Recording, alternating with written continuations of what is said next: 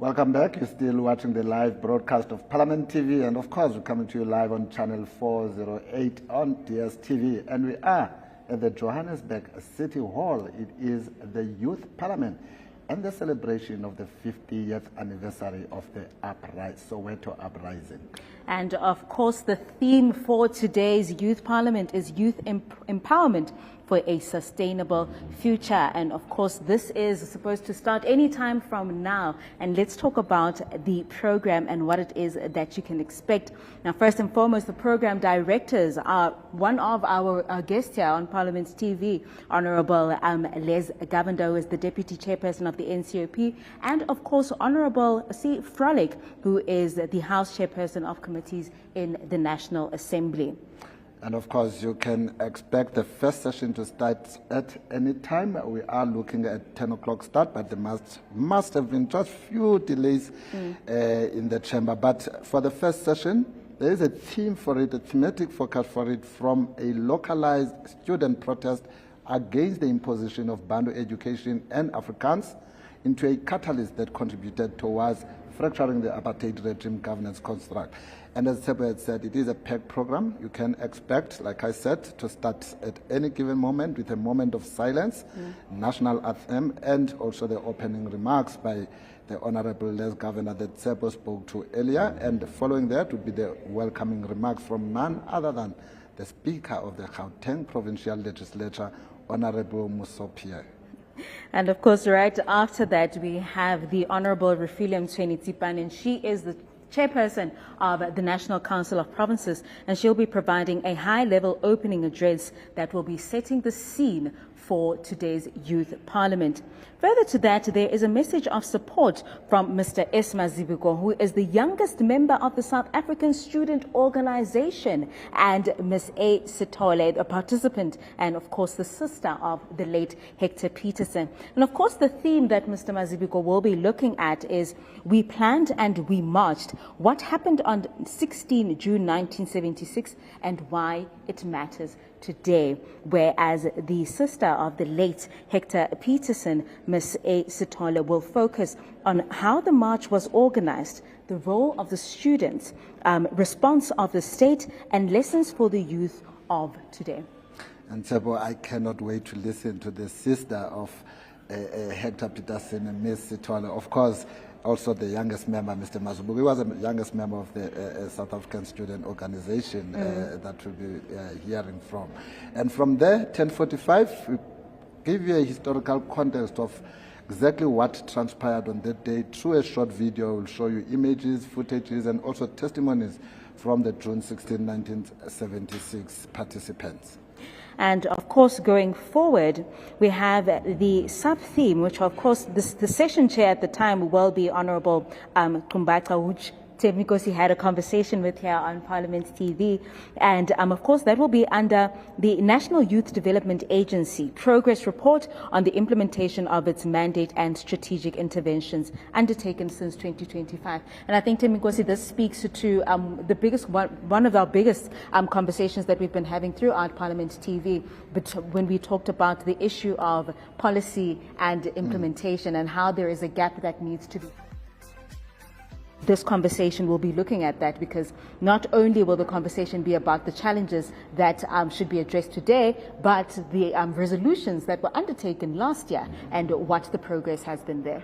And of course, that was also emphasized by Mr. Kwele, whom is the General Secretary that you spoke to not so long ago, that we need to hear from the recommendations of the last year's report, because Youth Parliament takes place every year. So it's very important to hear what transpired from the discussions of the previous year, even perhaps before we get to the actual discussions of this year, sort of like a report back, you know, so that we know that we are on the right direction in terms of addressing youth challenges. And of course, after that, at around 11:30, you can expect a civil society organization. Of course, that session will be chaired by one of our young members of parliament, Honorable Mananiso, well known amongst the young people, especially here in Gauteng, and she'll be reflecting on 30 years of the Constitution of South Africa.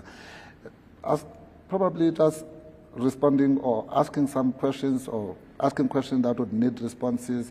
Has the South African Constitution helped move youth development forward, also outlining the role of the South African Youth Council, which is playing in advancing youth agendas, what are the gaps and challenges impacting the acceleration of youth development, the role of civil society in dealing with migration, xenophobia and unemployment, and also the role of civil society in building social cohesion in our communities. And one of our biggest discussions today was how do we include the youth, or how do we ensure that the youth is interested in politics, in decision making, and participating in such engagements that will be happening here in Johannesburg at the City Hall moments away from now, where we will have the Youth Parliament. And of course, in discussion or in the context of that, it is very important to have the Independent Electoral Commission of South Africa, who will be talking to the youth participation ahead of local government elections. Of course, Temikosi, this also talks to the statistics that we know that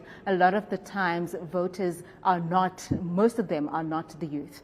And I'm glad that the chairperson will be addressing this subject, so that the seriousness of this can be seen by anyone that will be watching our program today. I'm glad that they brought in the chairperson to talk to the young people, as you have rightly indicated, that there has been concerns about participation of young people in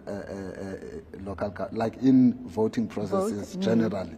But before we tell you all about what to expect today, let's hear some of the reflections from the members of Parliament.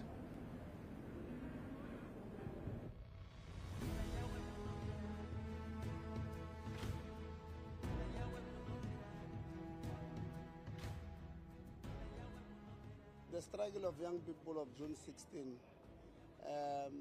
created serious opportunities for us. I mean, even today, I'm still bad in Afrikaans. The only word I know is not nice, so I will not say it here. But what they were fighting for was to be taught in a language that they can easily understand, and so that they can progress easily.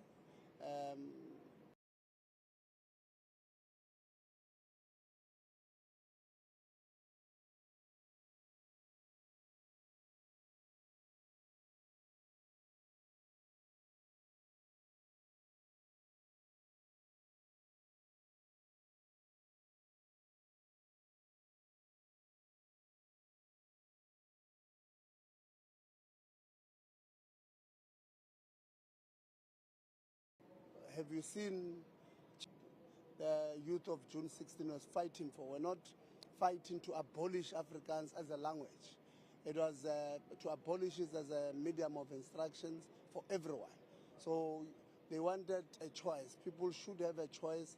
If they want to study in Afrikaans, let them study in Afrikaans. And this government has made that, if this government was a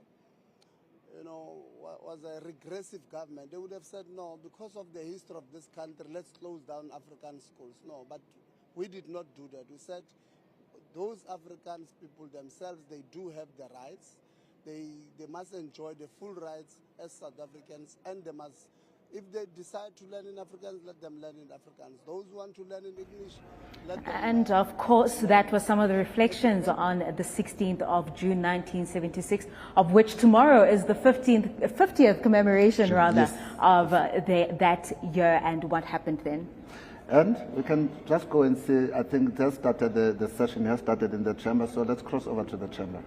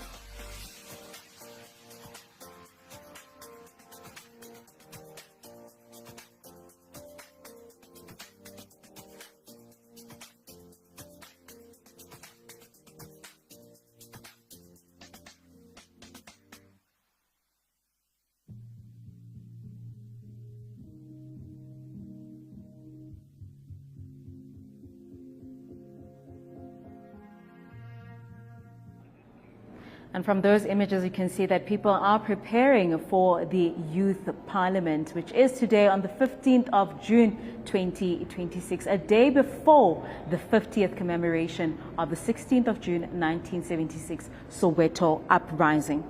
And as you would have seen earlier on your screen, quite a number of young people that are getting ready to participate in today's discussions. And just to take you back again to the program on what to expect, there are a number of youth representatives from different civil society and sectors. So in the afternoon on session 3, you can expect that there will be like statements that will be made by the youth formations in the student sector and also in other sectors.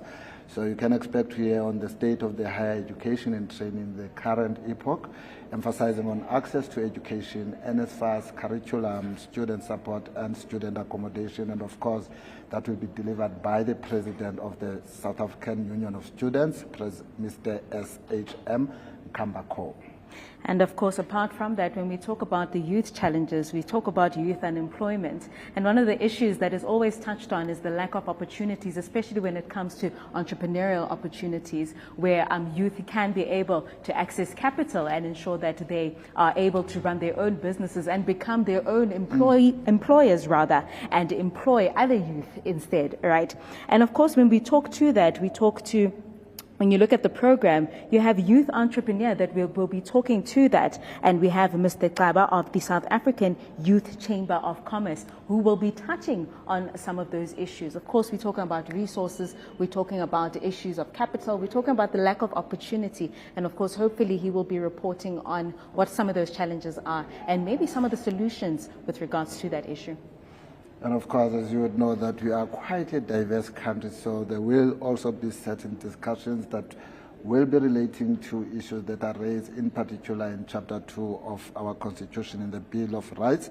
We know it speaks strongly on equality. So we can expect also Ms. Sal from the Northern Cape Provincial, who's a Northern Cape Provincial coordinator of the LGBTQIA+. Let's say it again. LGBTQIA+ community, and will also be speaking on youth-related issues. And when we talk about inclusivity, we earlier had a conversation with Ms. Esi Mhluzi, who is part of the disabled people of South Africa. And of course, she is advocating for inclusivity. And then she did say that we will be hearing from her when she presents an address in the Youth Parliament. Of course, she will be addressing issues and challenges that face youth and who live with disabilities. She'll be talking to issues of inclusivity. And of course, she did say that what's important is that they must be included in the decision making, because you find that they are not consulted when it comes to the decisions that are in terms of them, that affect them and people with disabilities and the youth at large. And I think that's a very important point, Tsepo, that she's raised there, because it really is important that if you want to talk on issues that affect persons that are living with disabilities, that those people become part of those discussions. That also applies to people who are members of the LGBTQIA+ community that I just spoke to now. You cannot talk on those issues, on their issues, without involving the members of that community. And it talks to why we're having the Youth Parliament today. You cannot make decisions for a group of people and not include them and not ask them what their challenges are in that regard. Definitely, Tabo. And for those who just joined us, like we said, we're coming to you live. We are at the Johannesburg City Hall. It is the 50th anniversary of the commemoration of the Soweto Uprising, but we are here for the Youth Parliament sitting. And you can follow the proceedings at Parliament of RSA on all our social media platforms. And of course, while you do that, let us know what your challenges are. We know that you're facing challenges of youth unemployment, access to quality education, crime and violence, mental health, which is a huge thing in South Africa at the moment, substance abuse, poverty and inequality. And of course, these are some of the issues that will be talked about or deliberated in the Youth Parliament that is about to take place any moment from now. You're watching Parliament TV. Stay tuned.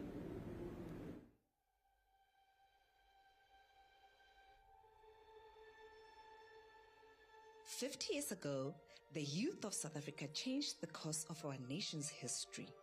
Today, their legacy continues to inspire a new generation to shape the future. Join Parliament of South Africa for the Youth Parliament 2026, commemorating the 50th anniversary of the 16th June 1976 Soweto Uprising, under the theme Youth Empowerment for a Sustainable Future. Young people from across the country will engage on issues that matter most to their future and the future of South Africa, from 10 a.m. on 15 June 2026 at Johannesburg City Hall. Be part of the conversation, be part of the future. Watch the proceedings live on Parliament TV on DSTV channel 408 and Parliament's digital platforms at Parliament of our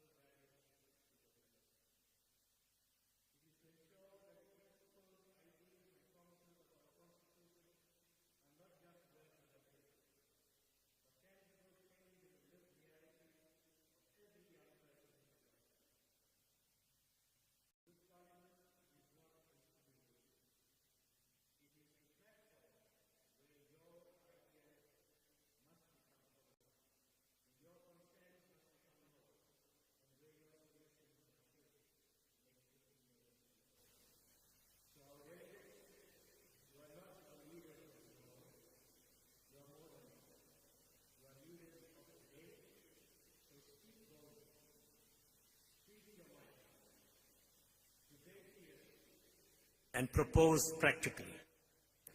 To Chapter 9 institutions and civil society here today, your role is to listen without defense, to partner without delay. So as I welcome you here today, let this chamber echo with the courage of 1976 and the vision of 2026. As I welcome you, I will now hand over to the House Chairperson of Committees, the Honorable Frolick, who will be co-chairing with me this morning's first session. Honorable Frolick.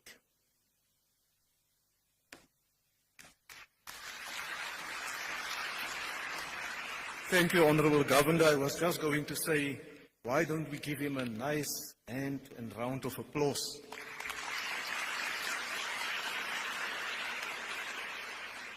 No, thank you very much. I want to recognize the Honorable Speaker of the National Assembly, the Honorable Dediza, as well as the Chairperson of the Council of Provinces. And I want to also recognize the Members of Parliament, members of the Provincial Legislature who are present. I will now ask the Speaker from the Gauteng Provincial Legislature, who is hosting us today, the Honorable Mosupunye, to come and to do the welcoming remarks. The Honorable Speaker.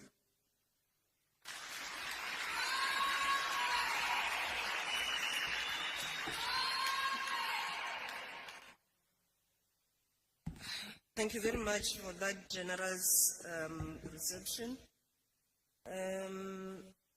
Bana ba rona dumelang. Dumelang tlhe. You must sound like young people who are ready to grab your future. Ole dumedisa gape dumelang. That's more like it. That's more like it.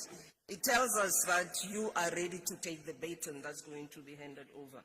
Program Director, thank you very much for the opportunity. Allow me to acknowledge the Chairperson of National Council of Provinces, Honorable Refilwe Mtsweni-Tsipane, the Speaker of the National Assembly, Honorable Togo Didiza, House Chairperson, Honorable Frolick, who gave me an opportunity to come and speak, the Deputy Chair of the NCOP, Honorable Governor, Speaker of the KZN Legislature, Honorable Boyce, Speaker of Gauteng Youth Sector Parliament, Ms. Tole, President of the South African Youth Council, Mr. S.T. Tsime, and I'm told actually I'm not told, I met all the 8 presidents of all presidents of the 8 provinces.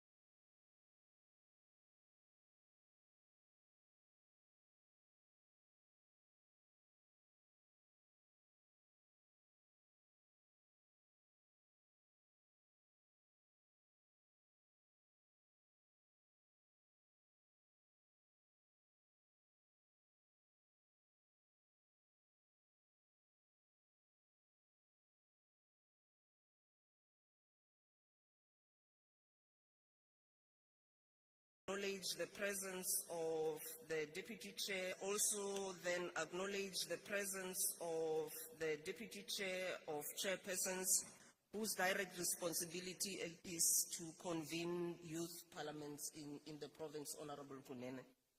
So this year, South Africa marks 2 important milestones. We celebrate 30 years of the Constitution of the Republic of South Africa, the supreme law that embodies our collective aspirations for freedom, equality, human dignity, and social justice. At the same time, we commemorate the 50th anniversary of the 1976 Soweto Uprising, a defining chapter in our liberation struggle, led by courageous young people who refused to accept injustice and inequality. The gathering of young leaders, young activists, students, entrepreneurs, and community builders from across our country is therefore both timely and necessary. It provides an important platform for reflection, for dialogue, and action as we assess whether our constitutional democracy has delivered on its promise to improve the lives of all South Africans, particularly the youth. The Constitution remains one of the greatest achievements of our democracy. Through the Bill of Rights, it guarantees access to education, healthcare, social protection, human dignity, equality, freedom of expression, and opportunities for participation in public life.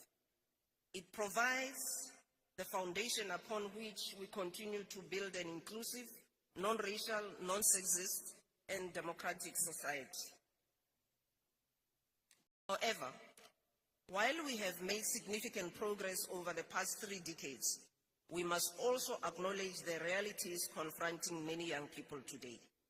High levels of youth unemployment, high levels of poverty, inequality, skills shortages, social exclusion, and limited access to economic opportunities continue to undermine the full realization of constitutional rights for millions of young South Africans. So it is against this backdrop that the 2026 National Youth Parliament assumes particular importance. Over the coming days, delegates will engage critically on key issues affecting youth development, including the following. 1, access to quality education. 2, the impact of precarious and informal labor markets on young people. 3, strategies to address chronic youth unemployment. 4, removing barriers to youth entrepreneurship and small business development. 5, accelerating youth economic participation and industrialization. And lastly, building effective partnerships across society to advance youth development. These discussions are not merely academic exercises. They are about finding practical solutions that will improve the lives of young people and strengthen our democracy. So as Parliament and its legislatures, we recognize that young people are not passive participants and recipients of development programs. You are innovators, you are leaders, you are problem solvers, and active participants in shaping the future of our country. Your voices matter. And I want to repeat that. Your voices matter. Your experiences matter. Your ideas matter. I'm going to repeat so that it's clear in your heads and you understand what your responsibilities are.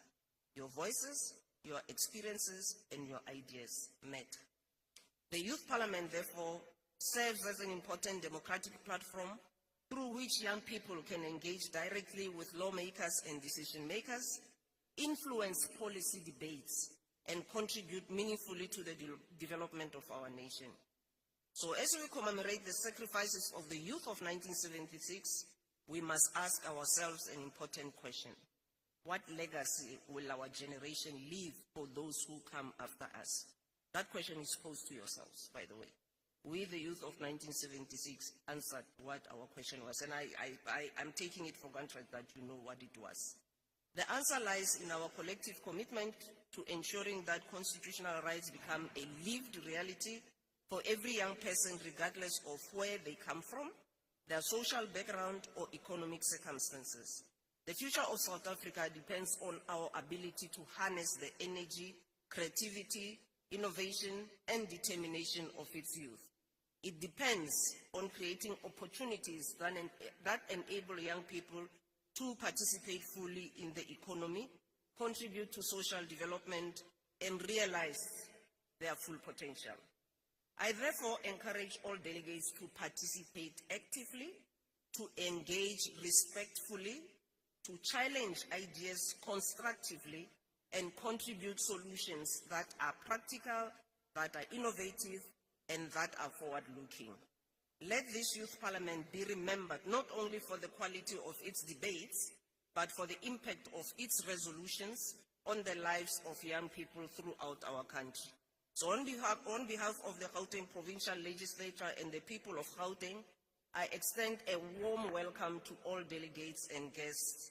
May your deliberations be fruitful, your engagements meaningful, and your contributions transformative. Program Director, allow me also to acknowledge the presence of the secretaries, National, the NCOP, and the legislature in Gauteng. I had forgotten that. So I wish you a successful National Youth Parliament. Thank you very much.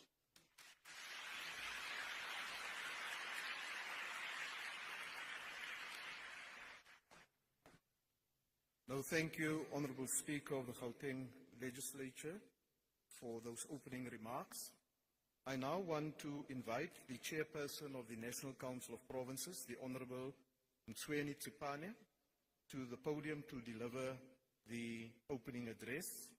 The Honourable Tsipane, for those, especially the young people, for your information, is the Chairperson of the House where all the different provinces are represented in Parliament, and they represent, in terms of the Constitution, the interests of the different provinces. And since this is a national parliament event, it's important also to recognize then those guests and participants who are here from the other provinces. You are indeed welcome. Over to you, Honourable Chairperson.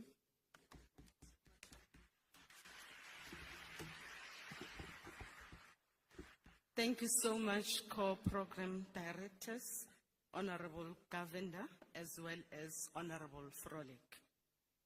Honourable Speaker of the National Assembly, Metogo Didiza, the Honourable Members of Parliament present here with us, the Speaker of the Gauteng Provincial Legislature, Honourable Masupye, as well as the Speaker of KwaZulu-Natal Provincial Legislature, Honourable Boyce, the Honourable Members of the Gauteng Provincial Legislature present here with us, Members of Parliaments who are also here with us, the Secretary to Parliament, Mr. Kolule George, as well as the Secretary to the Legislature.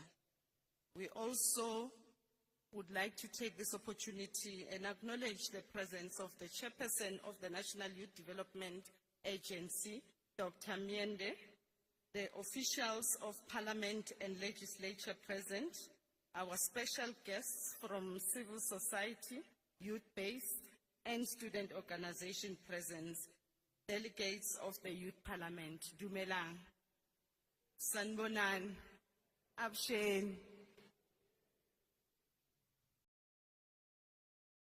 Honorable Program Director, it is indeed with utmost humility, honor, and gratitude that we deliver the opening address to this historic occasion as we commemorate the 50th anniversary of what is popularly referred as the Youth Uprisings of 1976. We equally acknowledge the warm welcoming remarks by the Speaker of the Provincial Legislature of Gauteng. On behalf of the presiding officers of Parliament, let me take this opportunity to salute all the guests and participants for joining us in this Youth Parliament as a representation of youth from across the length and breadth of our country. I also take this opportunity to thank the organizers and various stakeholders for ensuring that we convene a successful symposium for reflections, dialogue, and collaboration. This Youth Parliament is to this point a necessity of our business as Parliament and not just a mere conventional practice of the state. This Parliament must interrogate progress being made to reshape and reposition the lives of our youth and children as set out in our priorities that underscores the developmental agenda responsive to the evolving needs of our people. Thus, fellow delegates and participants, we are convened under a particular lens that prioritizes youth empowerment for a sustainable future. As the youth and professional sector, you are to this end invited to make individual and collective contribution, as our speaker aptly indicated that your voice matters. You are therefore invited to make your inputs towards refining our oversight and legislative processes as a democratic parliament of the people, by the people, and for the people. Parliament, as the primary site for oversight, will be challenged to translate the outcomes of this dialogue into measurable outcomes for immediate, medium, and long-term implementation.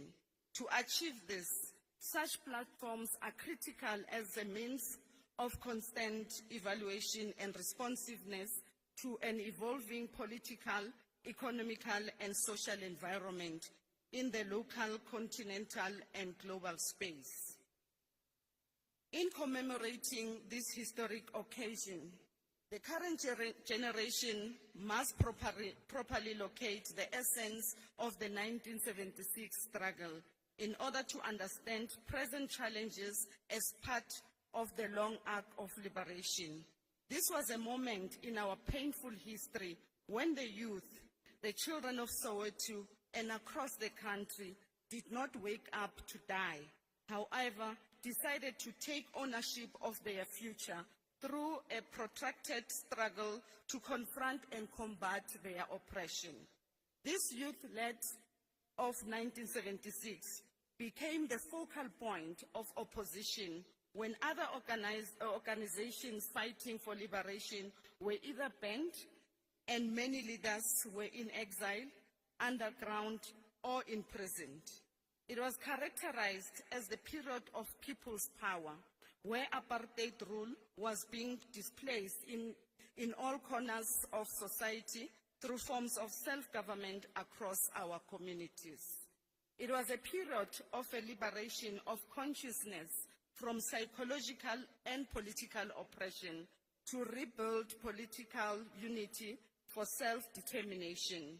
As we gather today, it would be remiss not to underline what the struggle then was, what was lost, what was preserved, in order to understand what are we fighting for. It was a youth-led ideological struggle against the system that sought to limit and stunt the development potential and economic role of our youth through imposing the colonizers' model in the world. In this way, the system sought to ensure the uninterrupted production and reproduction of cheap black labor for the benefit of white capitalists' accumulation in ways that turned our youth to permanent drawers of water. Thus, we understand the call for the current generation of youth, as underlined in the theme of this parliament, that political freedom without changing the economic base that reproduces oppression is incomplete. To allow the present youth to be integrated into the system that apartheid built is to want transformation, but not a delinking from the very structures, institutions, and infrastructure that ensured white supremacy and black alienation. In thinking through a different future, our challenge as parliamentarians is to understand, as mentioned by public commentators, that any victory that comes at excessive cost to the peoples is tantamount to defeat. It is to internalize the fact that the struggle is not over as yet. It is to understand that the struggle has moved from the street of our communities to different sides of struggle in universities, industry, corporates, the spaces of art, culture, spiritually, sports, and other aspects of social life. That is why some political thinkers are saying the struggle feels different. To this end, our repeated call to youth of today is to remember what the struggle was for. It is for the youth to pick up the baton and not to become passive recipients of government, private and public interventions. It is for the youth to reclaim education as a site of struggle. It is for the youth also to reclaim democracy by ensuring that you register to vote in order to decide the type of country and the world you wish to live in. The multiple interlocking, interrelated challenges facing the youth are not a problem of the future, but they are the problem of the now. It is to make your mark and contribution through all sides of people's power, and especially through our municipalities, our legislatures, and as well as our parliament. In this regard, Parliament invites all of you as participants today, and also our stakeholders, to contribute to the contemporary challenges captured in the thematic areas that you will be deliberating through your breakout.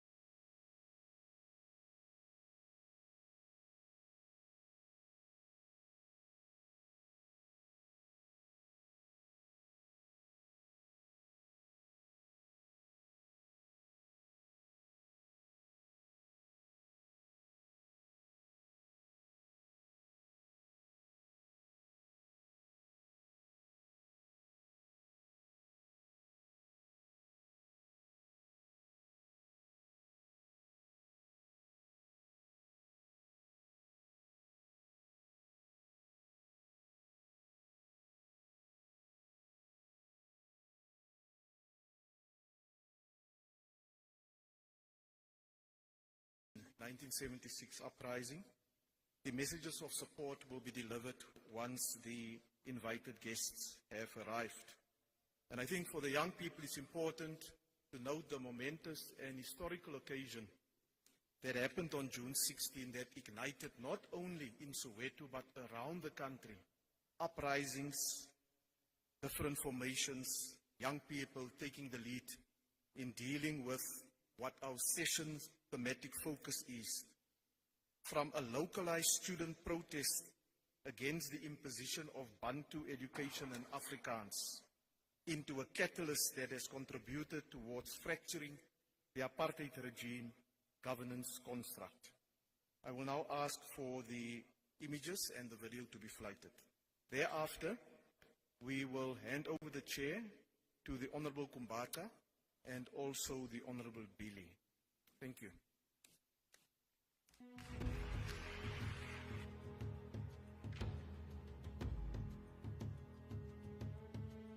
June 16, 1976 was a significant political milestone and a catalytic moment in the evolution of South Africa's political landscape. A day when hundreds of students and youth then, mainly blacks, across the country protested against the introduction of Afrikaans as the medium of instruction in school. With its epicenter in Soweto, the students' uprisings marked a turning point in our country's history, which changed the political conversation of the then apartheid regime. It is through the sacrifices and bravery of these young heroines and heroes, the class of 1976, that today we are a democracy. This Youth Day Parliament calls on the current Youth Brigade to be reminded of the innate power they have to change their own world and the lives of others.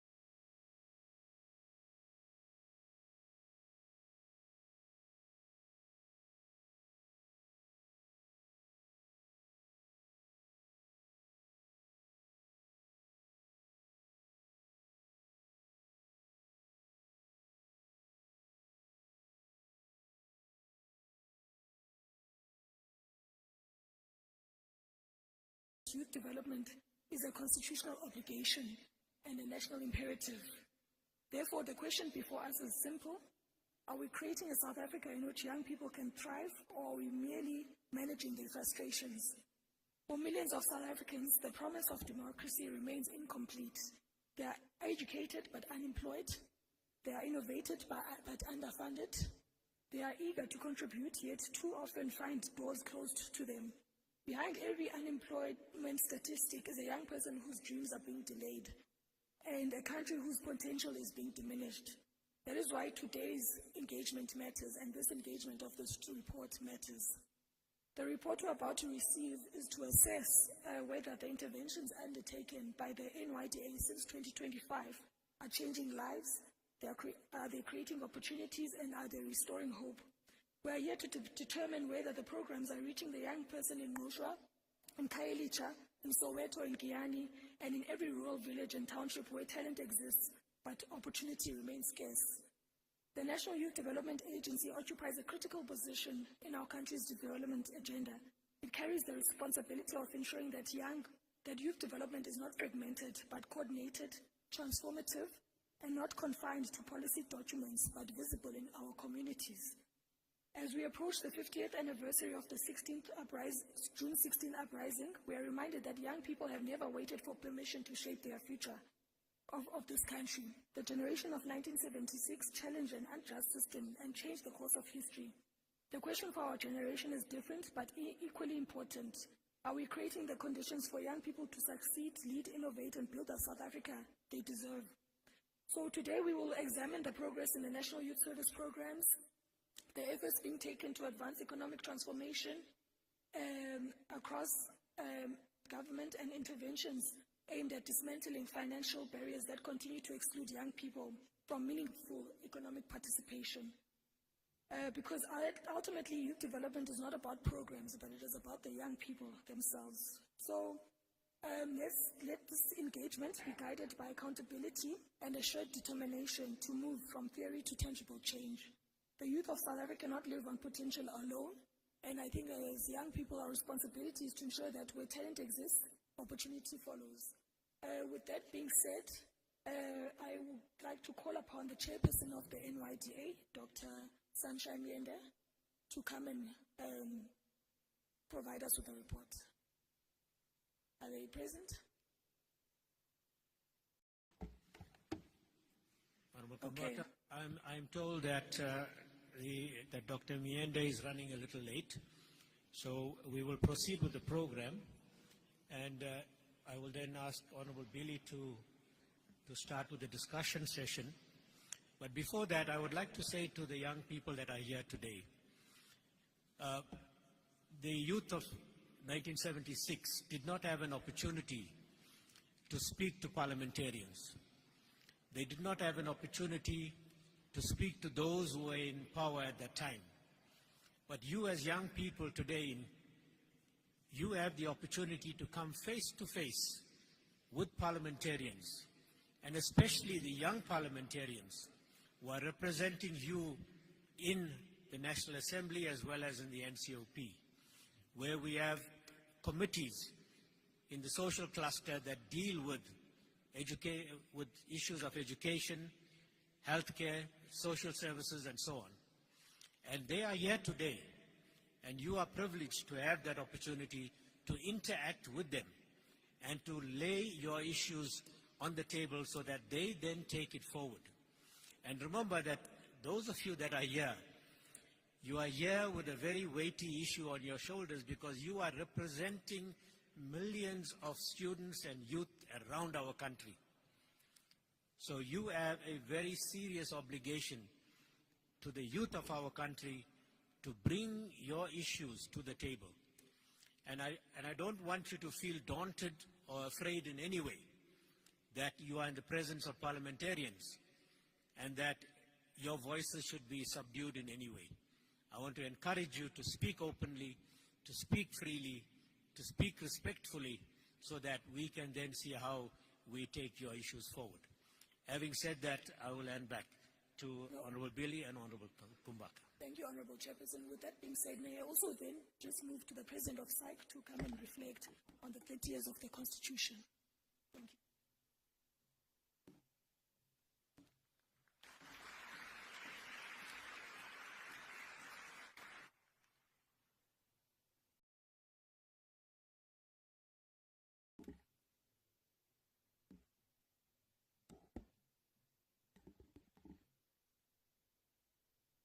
Thank you, Session Chair.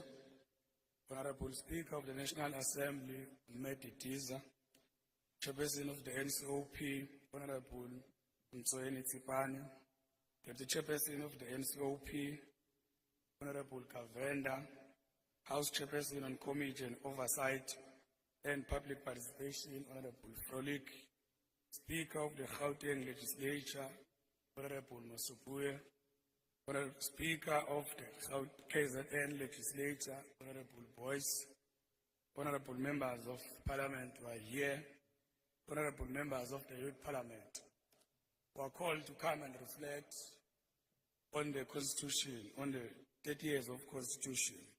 Since the dawn of democracy in 1996, the South African Constitution has stand as the supreme law of our land, a beacon of hope and a framework for transformation. It is within this Constitution that the rights, dignity, and aspirations of youth are enshrined. Indeed, it has been the foundation upon which youth development has advanced, though without the challenges. The Constitution has provided a legal and moral mandate for the creation of institutions and policy dedicated to youth empowerment, from the National Youth Commission to the National Youth Development Agency. These instruments are direct expression of constitutional principles ensuring that young people are not excluded in the democratic project but are recognized as central to its success. Through the Bill of Rights, the Constitution guarantees access to education, equality, and participation in governance. These guarantees have opened the doors for millions of young South Africans to pursue opportunities that were once denied by the apartheid. The Constitution has also empowered youth movement to hold government accountable and demand transformation in higher education, employment, and social justice. Yet, honorable members, we must candidate that while the Constitution has laid the foundation, the pace of implementation has always not matched the urgency of youth needs. Unemployment, inequality, and social exclusion remain the stubborn barriers. The Constitution gives us the tools, but it is our collective responsibility as policymakers, leaders, and citizens to wield those tools with courage and resolve. Therefore, I affirm that the Constitution has indeed advanced the youth development since 1996, but it calls upon us to deepen its promise. It is not enough to celebrate the right it enshrines. We must translate those rights into tangible opportunities, into jobs, into quality education, into safety and dignity for every young person. The Constitution is the starting point, but the struggle for youth development is an ongoing journey that we must work together. Honorable Speaker, we are still saying the Constitution is incomplete without the Youth Development Act. Honorable members, the South African Youth Council stands as the legitimate voice of young people in our democracy. Our role in advancing the youth agenda is both constitutional, moral, and rooted in the struggle for dignity, opportunity, and justice. We advance this agenda through the following pillars: policy advocacy. SAIC engage the government and institutions to ensure that youth priorities are reflected in the national development strategies, legislation, and budget. We push for transformative policies on education, employment, health, and social inclusion. On youth mobilization, we organize and unite young people across provinces, campuses, and communities in ensuring that their voices are amplified in decision-making process. SAIC is the heartbeat of youth activism, channeling the grassroots energy into national influence. We hold the accountability and oversight, partnership and collaboration, social justice and advocacy. In essence, SAIC is not a spectator in youth development. We are the driver, the watchdog, and the partner. We advance the youth agenda by ensuring that the Constitution's promise to young people is not left on paper, but lived in classrooms, workplaces, communities across South Africa. To accelerate the development in South Africa is hindered by the persistent gaps such as unemployment, skills mismatch, unequal access to education, and limited youth participation in decision-making process. The challenges that are outlined above undermines the Constitution's promise and a slow progress towards the inclusive growth. Youth unemployment, skills mismatch, education and inequalities, social challenges, structural barriers, and risk implication. The economic stagnation without urgent intervention, youth unemployment will continue to drag down the national growth. Social unrest, exclusion, fuel protest, xenophobic and instability. Lost generation risk, the high need rates threaten the long productivity and innovation. We propose the way forward. To accelerate youth development in South Africa, we must strengthen the implementation and accountability. Expand skills development and digital inclusion. Create targeted employment pathways through public, private, and partnership. Ensure youth participation in decision-making at all levels. Address social justice issues like GBV, inequality, alongside economic reform. Civil society in South Africa plays a critical role in countering xenophobia, addressing immigration, government failures, tackling unemployment by advocating for human rights, exposing scapegoat, pushing for structural reforms.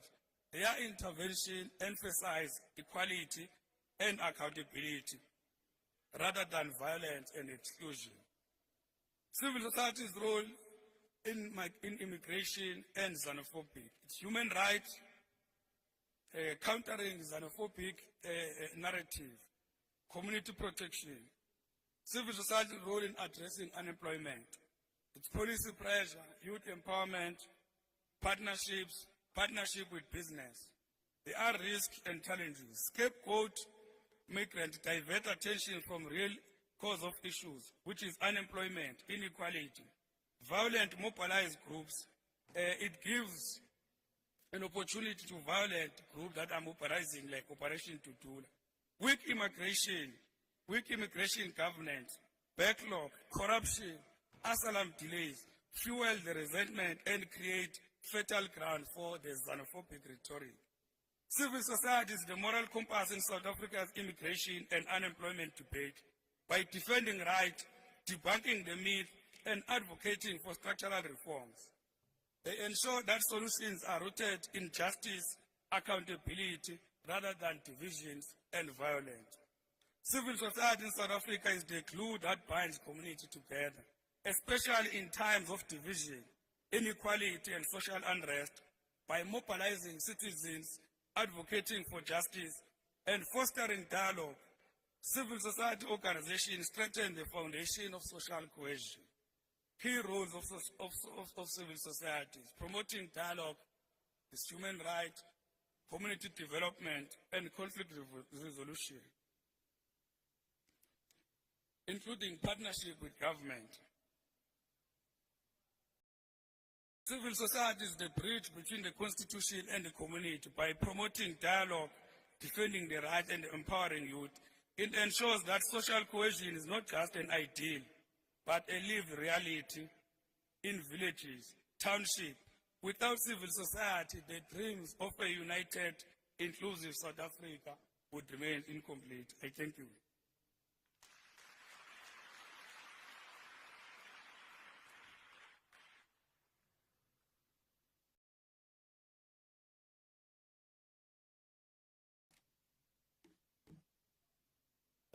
Thank you very much for that presentation, President. I want to start by greeting every single one of you, particularly young people who are here with us today. I want to extend my greeting to the Speaker of the National Assembly, to the Chairperson of the National Council of Provinces, the Deputy Chair, Honorable Governor, the Speaker of the KwaZulu-Natal Legislature, Honorable Boyce, the Speaker of the Gauteng Legislature. I want to observe all protocol. Mine is quite simple. We were expecting or are expecting a presentation from the NYDA, which we are informed that they are on their way. but we are going to move on with the program and allow discussions thereafter. But before doing that, I want to maybe start by making a few remarks for this important day as we commemorate Youth Day.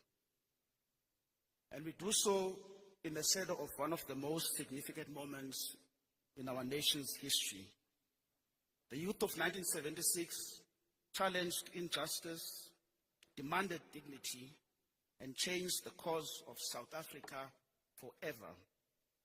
Today, the struggle of young people has a changed form, but it remains urgent.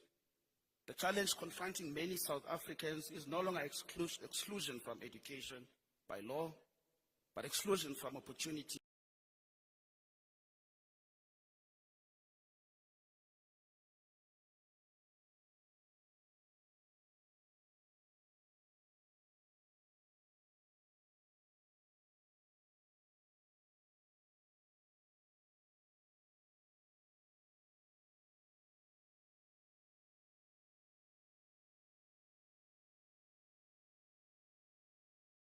By circumstances.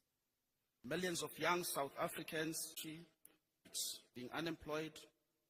We need to also ask questions about the role of all of us as lawmakers and as government in assisting the situation. So we will receive updates or presentations from NYDA, as I've said, efforts to support youth entrepreneurship and job creation, coordination of youth development initiatives across government, and interventions to address barriers to finance and economic participation. So, Chair, I want to maybe add to the Deputy Chair's sentiments that I would want to encourage that we have a constructive and solution-driven discussion, and I'm quite confident that as young people who are here, you've taken your time to be part of these discussions, that you will help us and guide us as your representatives to ensure that this discussion is focused on jobs, skills, access to capital, and all that is facing our society. I therefore encourage all participants to engage openly.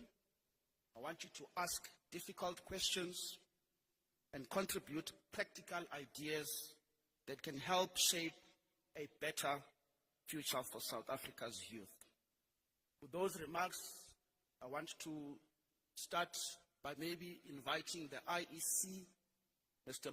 Mogwasi Lehlaku, to give a presentation, and thereafter we will have further discussions which will be managed by my colleague, Honorable Modise, and his co-colleague, as we forge a way forward. Thank you. IEC, Mr. Lehlaku. Mr. Lehlaku, I sincerely apologize. I was advised that it was a Mr. I apologize. Thank you so much. I don't apologize for being female.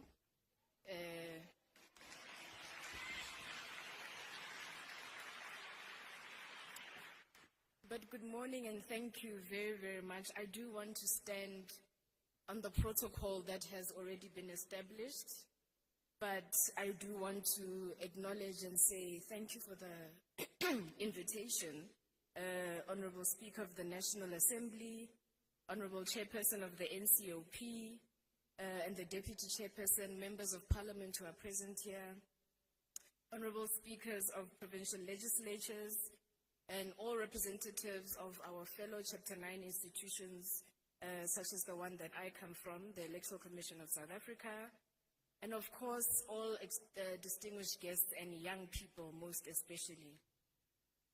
It's both an honor, a privilege, but most of all, a responsibility that I stand here this morning to address this gathering on the eve of Youth Day.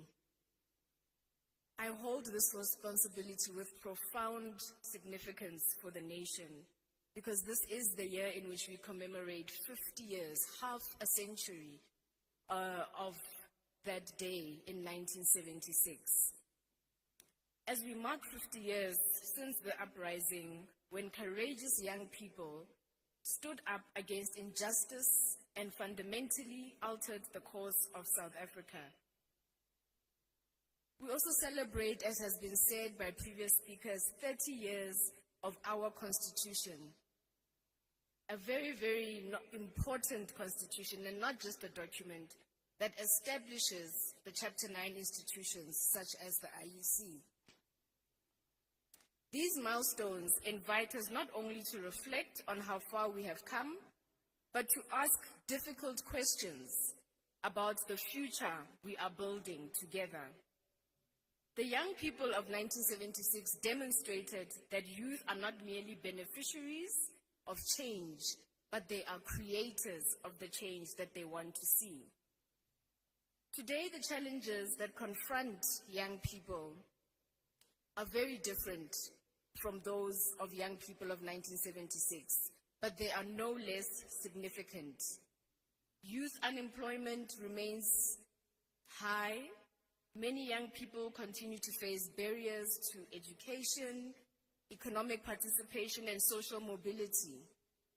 Others feel disconnected from the very institutions and even the representatives that are there to champion their causes.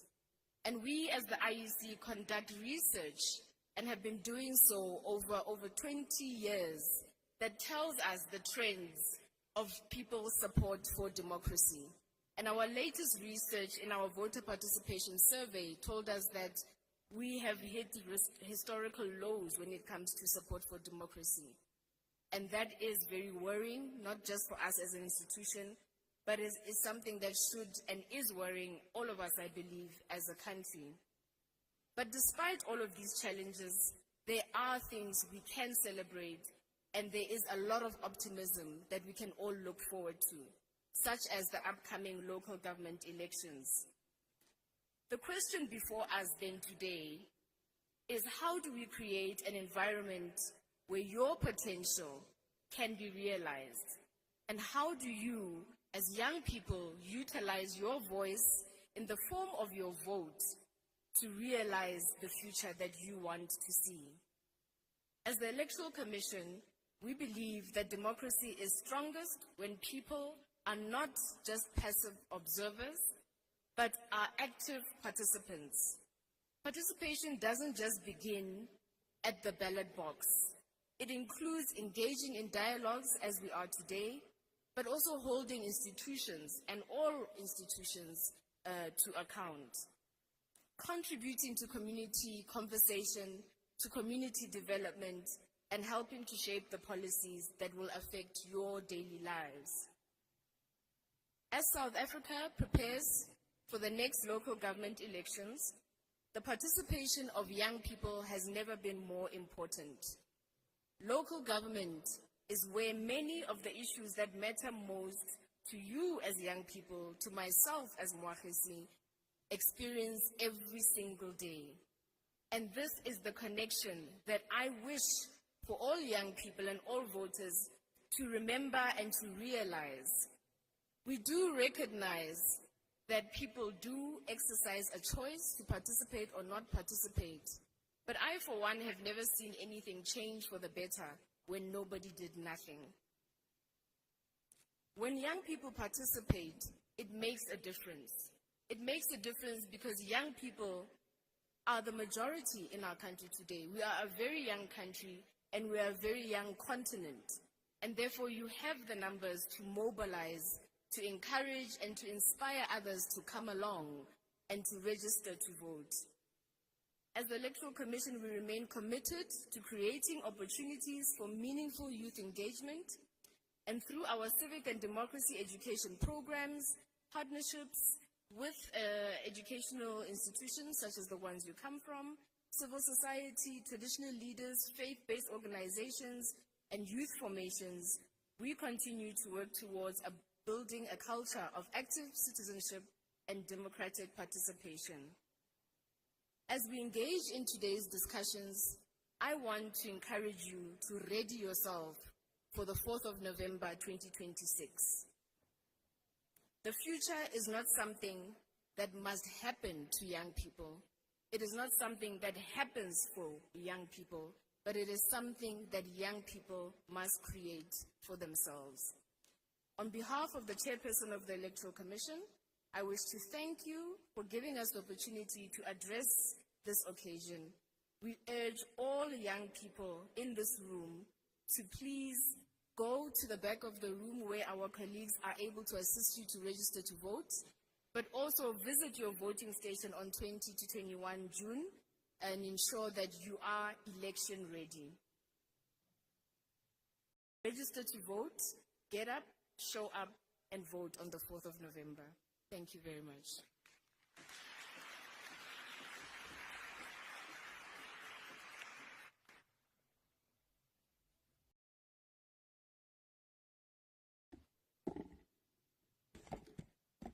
Hola.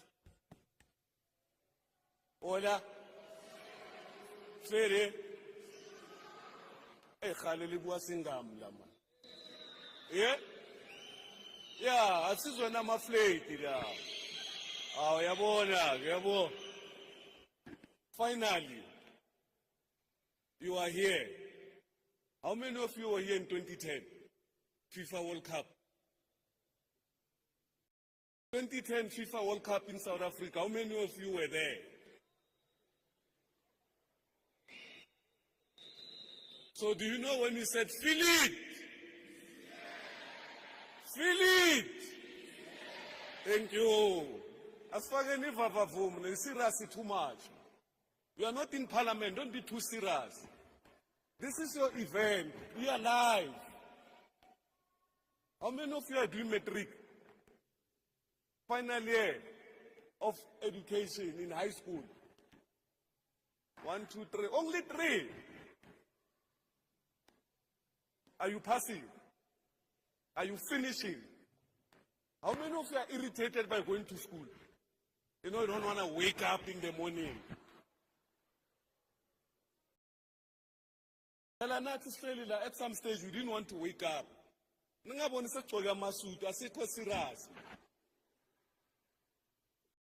Are you okay? Are you sharp? Mzoithola kanjani? Mzoithola kanjani? Uhlele khoneni. Deputy Chair, I saw the president of South African Youth Council, and I was like, it's nice to be young. He's standing here with this beautiful white t-shirt. He's not feeling any cold. I'm looking at him and I'm like, oh my goodness, how I wish it was me. Sifake namascarf ndoda debekubanda ngakhona eCape Town. Ekabande Cape Town. How many of you have been to Cape Town?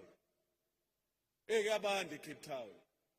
Maybe next parliament, maybe the next youth parliament, presiding officer must take it to Cape Town, so you can feel the word of Cape Town. I know some of you.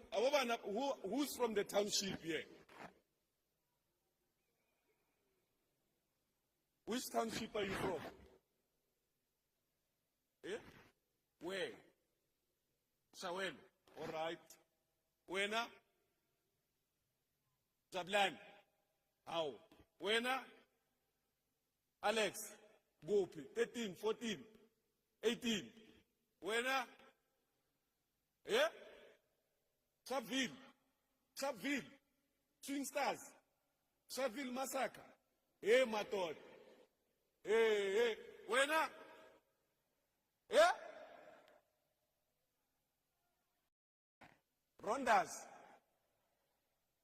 Angizwa. Ronda Belt next to the airport. Oh my goodness. Okay. Wena? Mpumalanga. West Springs. Oh, la cow. Agna parasezola la. Aw, ay ke parasezola la. Pumezola. Is it Aror? Oh my goodness. Okay. Shaville.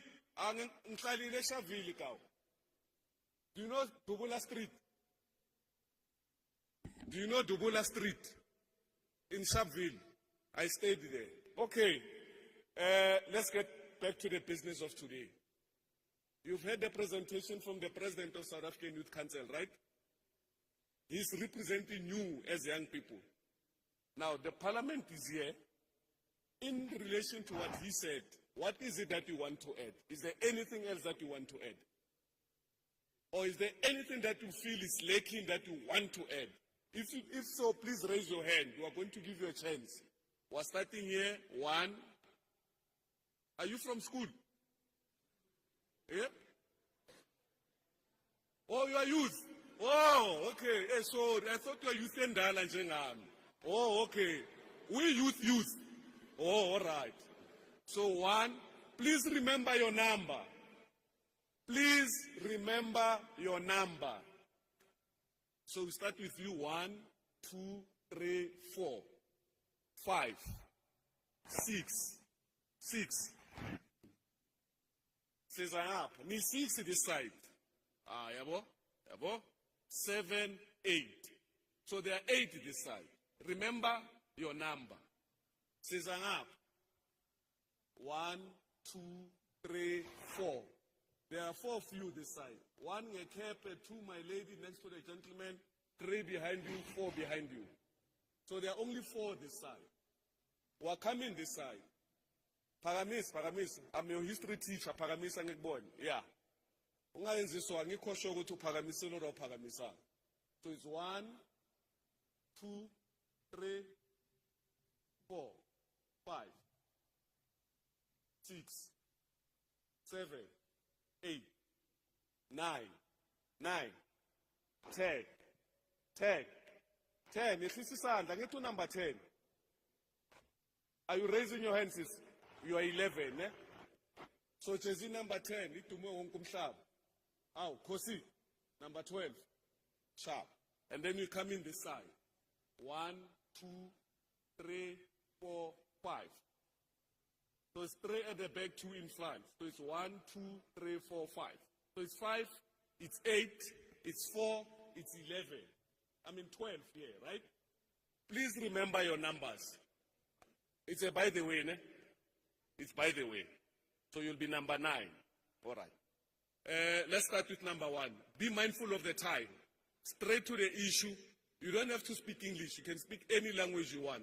I see. Even Afrikaans is okay. Minister of Sports says you must buy Zani.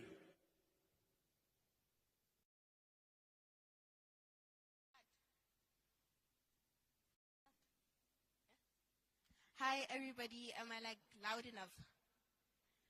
So my name is Toledi, I'm from Zola and I'm also representing the JA project. My surname is Matra. And my issue I have for today is substance abuse. A lot of especially the youth, since this event is about the youth. There's a lot of substance abuse, and also being from Zola and the township, I see a lot of things, a lot of experiences, just to have keep the time. I wanted to raise the issue of substance abuse, especially in townships, to be specific. Thank you. Thank you. President, substance abuse, program on substance abuse. Number 2. Can everyone hear me? Yeah. Good evening, everybody. My name is Gemma Daniel. I'm from Lone Hill International Academy, and I'm also representing the YAR project. And so I want to raise the issue of mental health because I feel that it is not brought up enough.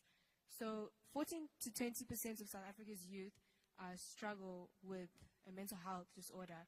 And another report shows that 60% of youth require some form of mental health support. And then some data also shows that 17.6 of our teenagers in South Africa have attempted suicide. Not long ago, my mother shared a story of a grade 6 learner who poisoned herself because of being bullied. And she left a suicide note saying that this is what the bully would have been happy with. We don't talk about this enough. And 1 in 3 South Africans is struggling with these mental health disorders. So to my fellow South Africans, listening is not agreeing to everything. It's respecting that we have insight on what you don't. Please invest in us so that we can invest in our South Africa's future. And to my fellow youth, your voice is powerful.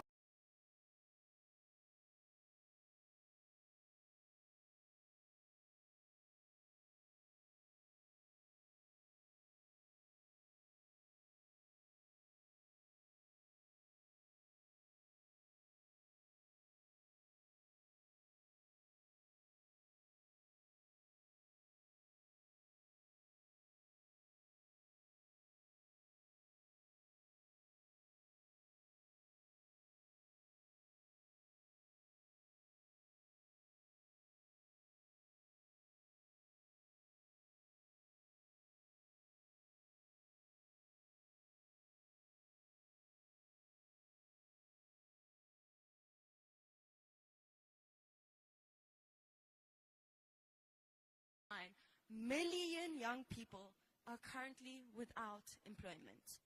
These statistics, they're not just numbers. They represent dreams that are delayed, talent wasted, and opportunities that are lost. So that is my raising issue. Thank you so much.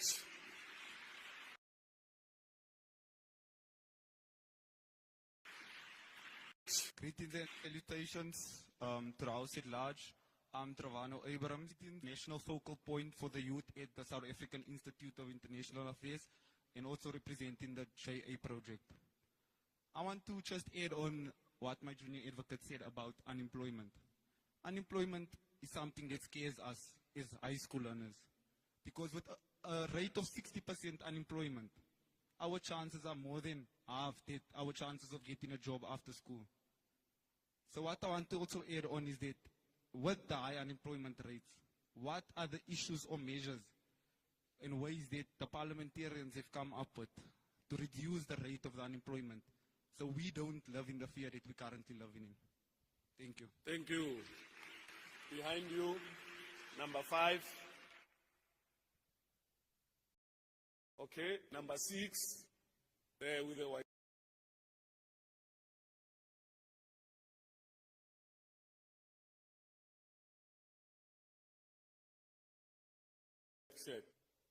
Ukhohliwe with number 5, Anit. Revolutionary greetings to the House at large. My name is Tutumlungisi Hleza, and I'm a student at the University of the Witwatersrand, and serving as the SRC, coming back for my second term. I'm also here on my capacity as an alumni from My Voice, which is under Engage SA, a civil society organization that is out there making the work of the Lord. So mine is to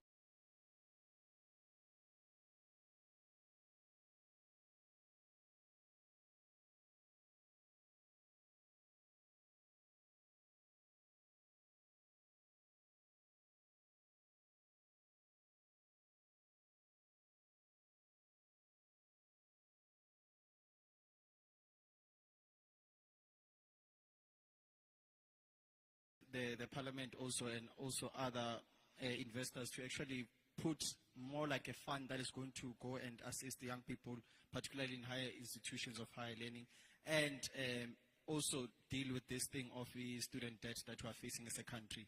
2 is that civic society is actually facing an issue of funding and government regulations. We're asking that almost 40% of the learners who start grade 1 end up not finishing grade 12, right?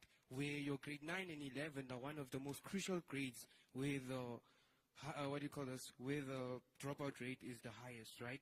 These are the grades where learners are going to choose. They decide the purpose of their life. But purpose without direction is meaningful, right?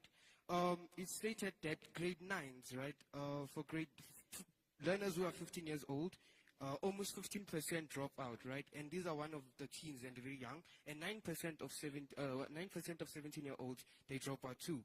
29.3, right, which is 18 and 19, where is the crucial part of their lives. These are the most ages where learners drop out in a sense.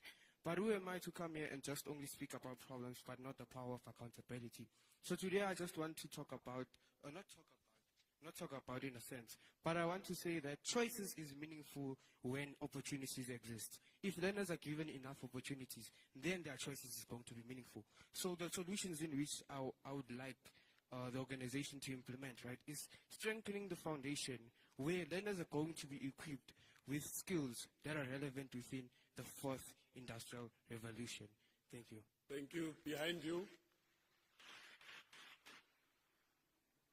Good morning, everyone. My name is Lamika Jarin, and I'm from Wallow Crescent Secondary. And today I'll be speaking about school dropouts and disengagement amongst the youth and how it affects us. Falling behind or leaving school as a whole due to financial issues, academic pressure, and other learning gaps leads to a lot of unemployment and feeling as if school has no purpose or feeling disconnected. Teenage pregnancy, bullying or substance abuse, and lack of support leads to school dropouts and disengagement. Long-term impacts are limited jobs, lower incomes, and higher risk of poverty, leaving our country at a lower rate of employment, so we struggle and we seem like we are left in poverty. Thank you. Thank you. Behind you, behind you. Good morning, everybody. I'm Farid Wakir. I'm a youth leader representative for the Al Jamaa Party. So I just want to echo on what a lot of the youth was saying. So we feel that it's got to do with increasing competencies amongst the youth, particularly in those in impoverished and crime-infested areas. So upskilling them with leadership programs and funding that can be provided through strategic partnerships between various departments of government, SOEs, such as the Department of Education and Social Development, as well as entities such as NYDA and CEDA that can assist the youth in basically bridging that gap between unemployment and actually being skillful candidates within the workforce, basically. So we feel that there is an opportunity for this, but it needs to be addressed at a national level as well, and there needs to be, the budget needs to be provided so that these types of programs can be put forward to the youth, basically. Thank you. Give it to the lady here. It's you, ne? And then it's the last lady there. You are the last one, ne? On this side, and then you come to the 4 this side, and then you take the 12 here, and then the 5 there. I'm standing here to acknowledge everybody in this room, especially our officials. Okay, there's no need to speak English. My cry, nakelaka infrastructure the most in the rural areas and in the townships. Kelaka service delivery. The most important thing for us is to get educated in dignified places, and is to get that dignified infrastructures and a proper service delivery. Thank you. Thank you so much. The lady there at the back, it's your turn. There she is. Honorable speakers, esteemed public representative across all spheres of government, fellow youth leaders, my name is Kutana Mashanu, and I stand here representing the Nalibali Trust, but also as an activist who has advocated for children welfare and educational equality, dating back to the severe academic disruptions children faced during the national lockdown. I know firsthand the structural fractures in our system, and I know the heavy responsibilities our generation carries. I'm going to be focusing on unemployment and illiteracy. The latest PIRLS data reveals a catastrophic reality, which is 81% of South African grade 4 learners cannot read for meaning in any language. Illiteracy kills dreams before they're even born. Without that vital foundation, how can we expect our youth to attain higher education? People aged 18 to 34 are classified as NEET, not in employment, education, or training. The youth of 1976 fought for liberation through education. The youth of 2026 are fighting for basic literacy and economic survival. Amanda Awetu, I thank you. Indeed, Amanda Awenu, we take you, my brother. You are number 1.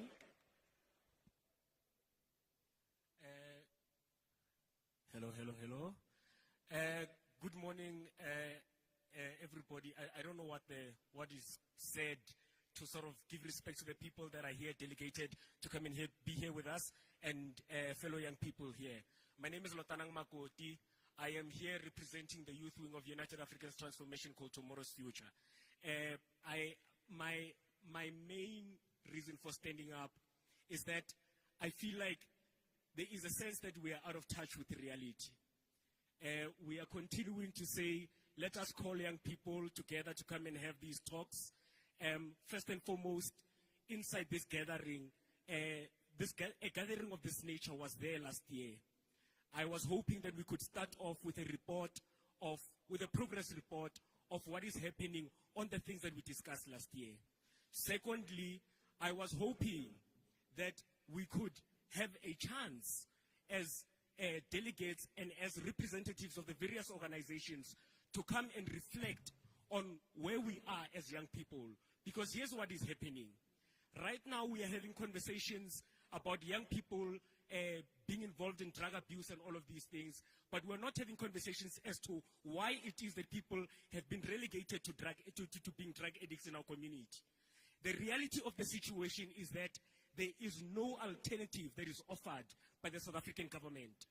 The South African government is not giving enough to young people, so young people have relegated themselves to escapists, escaping the realities that they have to live with. Before a young learner walks into university premises, first and foremost, they are coming from different backgrounds to the learners that are going to come there, speaking the big English, having had enough access, and this learner is going to go through a phase of having to catch up with the learners that are already there. The difference between learners who have gone to rural schools and learners who have gone to townships to the learners who have gone to Model C schools is something that is continuing to suppress our people. By the time a learner graduates, he graduates not having learned enough of the skills that equip him or her for the workspace, especially in certain industries. Now the reality is that we are going to come here, we are going to have all of these long discussions, we are going to have speaker after speaker without there being anything concrete that is being presented. And if there is to be something that is concrete that is presented, nothing is taken. There is no action that is being taken. So as a young person of this country, I feel like power is taken away from me.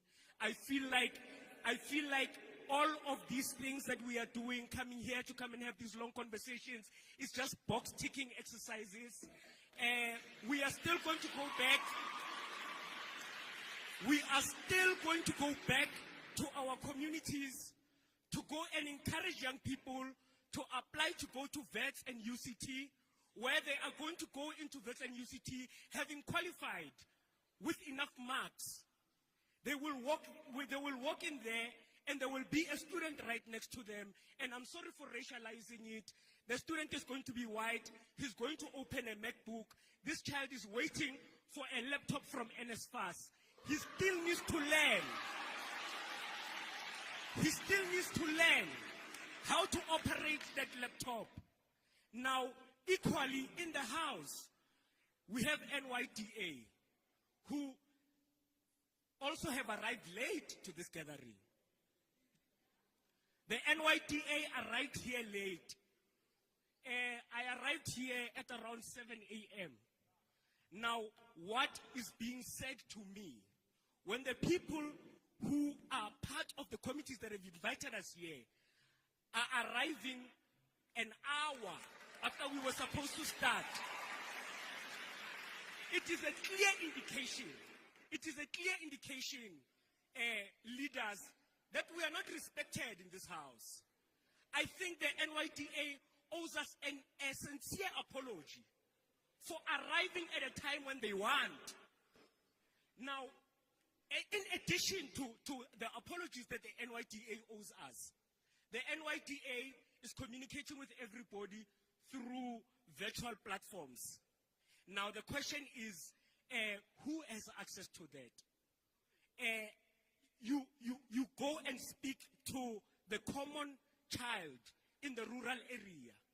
They don't even know what the scope of work that the NYDA is supposed to do.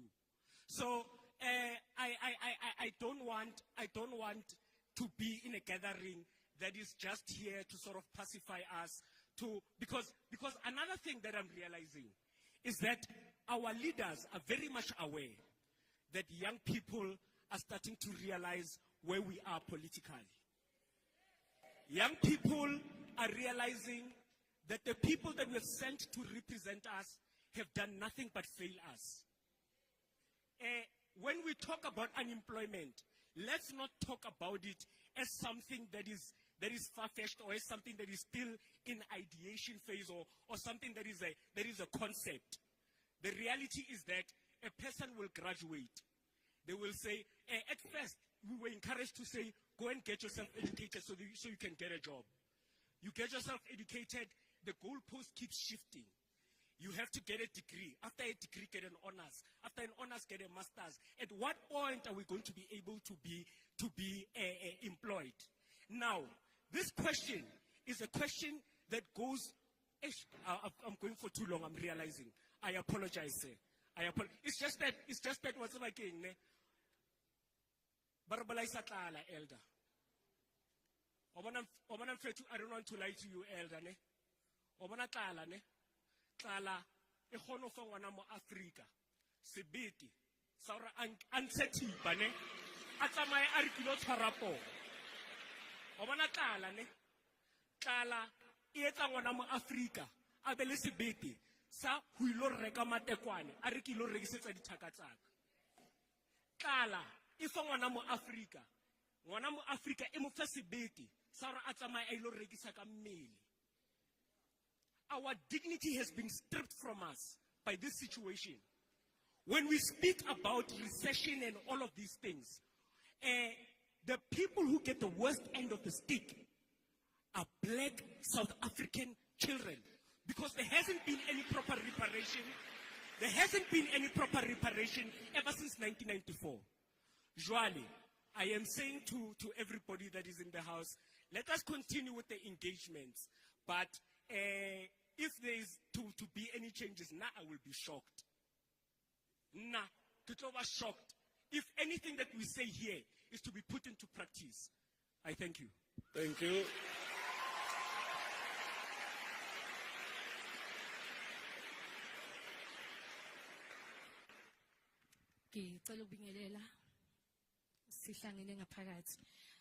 It's said to go to each and every year goes over gathering kanje and kungabi nomphumela. The reason why I'm saying this njengoba sekashilo nje ukuthi even last year there was a gathering in Cape Town yayi kanje but iphi gizane accountability bapha abantu efanele ba account for those things. Sikhuluma unemployment, sikhuluma youth empowerment. The question is, how many years siloku sikhuluma youth unemployment nanamhlanje abantu abaqashwa instead of inumber yehle ye youth eqashwayo no iyakhuphuka. Mungathi uyabheka mhlambe we ku 36%, manje mawungathi uyachecka ku 62 or somewhere ngale kwaka 50. EP accountability. Why sizoloku sizalana njalo nje sizokhuluma ngento eyodwa. Even next year sizoza futhi and sizokhuluma unemployment. Or maybe we'll say ukuthi mhlambe kunabantu efanele baqashiwe. Mhlambe nekhuluma youth empowerment kushwa certain people. Mhlambe ayifike emakhaya because thina sisemakhaya. You'll understand ukuthi emakhaya abantwana bafundile, banama degrees, banama honors, but bahlele emakhaya. Okulandelayo bayahamba bayothengisa ngemzimba. Okulandelayo badla ama drugs. It's because ayikho into abayenzayo. Siyaphi somzansi. To EIC ngicabanga ukuthi since ngo 2019 it was kuma election of 2019, 2021, 2024 kwa raise into yama ATM yona kuqala ya raise kanye namanye ama political parties ukuthi kena there are cases where rigging and hacking, but akaze nangelanga lodwa kuke kusho ukuthi kena here's the opportunity. I guess argue about these cases aphi ama impendulo zalapho ziphi. Gama lami nguzinhle, the Deputy President of ATM Youth League. Ngiyabonga. Thank you.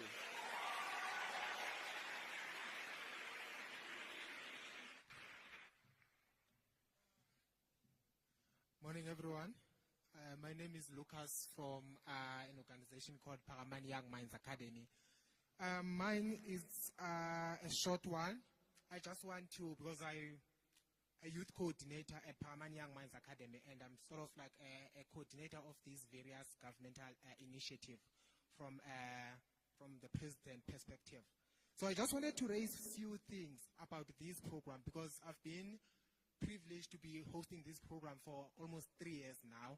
But the challenge that we're facing is that we have this program, for instance, for 10 months, and then this program ends, and these young people go back to being unemployed again.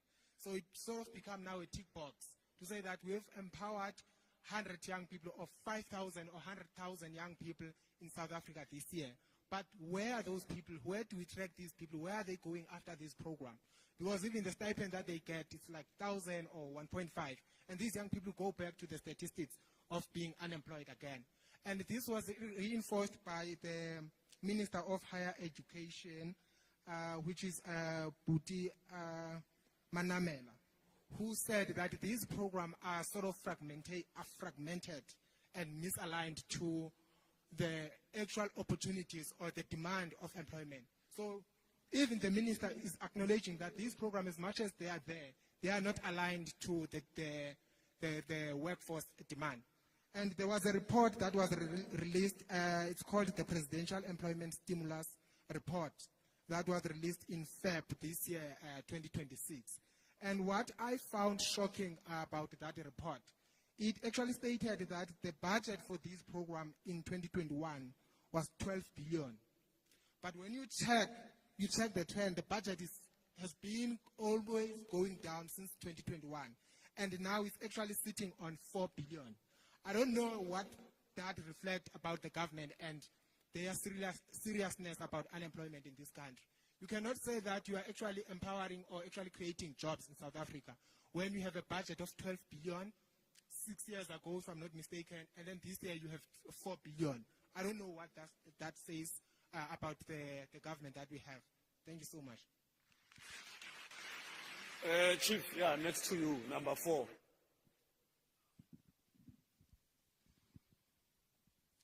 Greetings to everyone, the House at large, honorable members, delegates, and to the youth. I think what's important to highlight is the passion and the fervor that our colleagues spoke with. I think it's very important that we highlight that and that leadership see that the youth of today has the spirit of 1976. The youth is ready and the youth is willing to fight for what it wants. I just have 2 points that I want to raise, and I think we've spoken at length about unemployment of the youth. But I think it's very important that we conceptualize it and contextualize it, what it actually means, that the youth is being excluded from the economy. And the youth of today has a responsibility to families back at home that are expecting the youth to bring about a better future for the family at large. There's talk about deep black tax and whatnot, and some youth have the responsibility of breaking cycles of poverty that have endured through apartheid. And so now, when these youth cannot get employment, they cannot break that cycle of poverty that is occurring at home.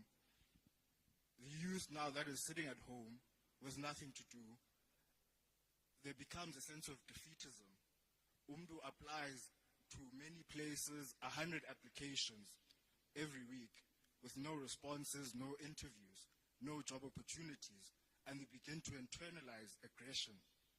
They begin to look to themselves as not being good enough, being defeated by the circumstances, and not recognizing, as the Honorable Governor said in his remarks, that this issue is systemic and a structural issue. And now the youth internalize that aggression, and that leads them to substance abuse, depression, and other effects that they should not be going through. So I think it's very important that we contextualize the situation that the youth is going through. And I think another thing that comes from that is this interest in politics. If I don't feel that politics is working for me, I can't get a job, then there's no interest in politics. And participation in political activity wanes. And you see that youth are showing voter apathy and just apathy in general to political issues, which is another thing that I wanted to raise to the IEC representative, that we need to get the youth involved in politics, and we need a political education and campaigns of education so that the youth understand not only that they should vote, but the importance of their vote, why it's important that you should vote. As it was said, the youth is a large part of our population, the largest part, and not having the youth involved in our politics will be detrimental to society at large. And so I believe that campaigns like this, where the IEC representative said that there are officials here that can help people with registration, are important to not only bring to places like this, but we take them to school campuses and areas where the youth reside so that we can get the youth involved in our politics. Thank you. Can we take number 1 here?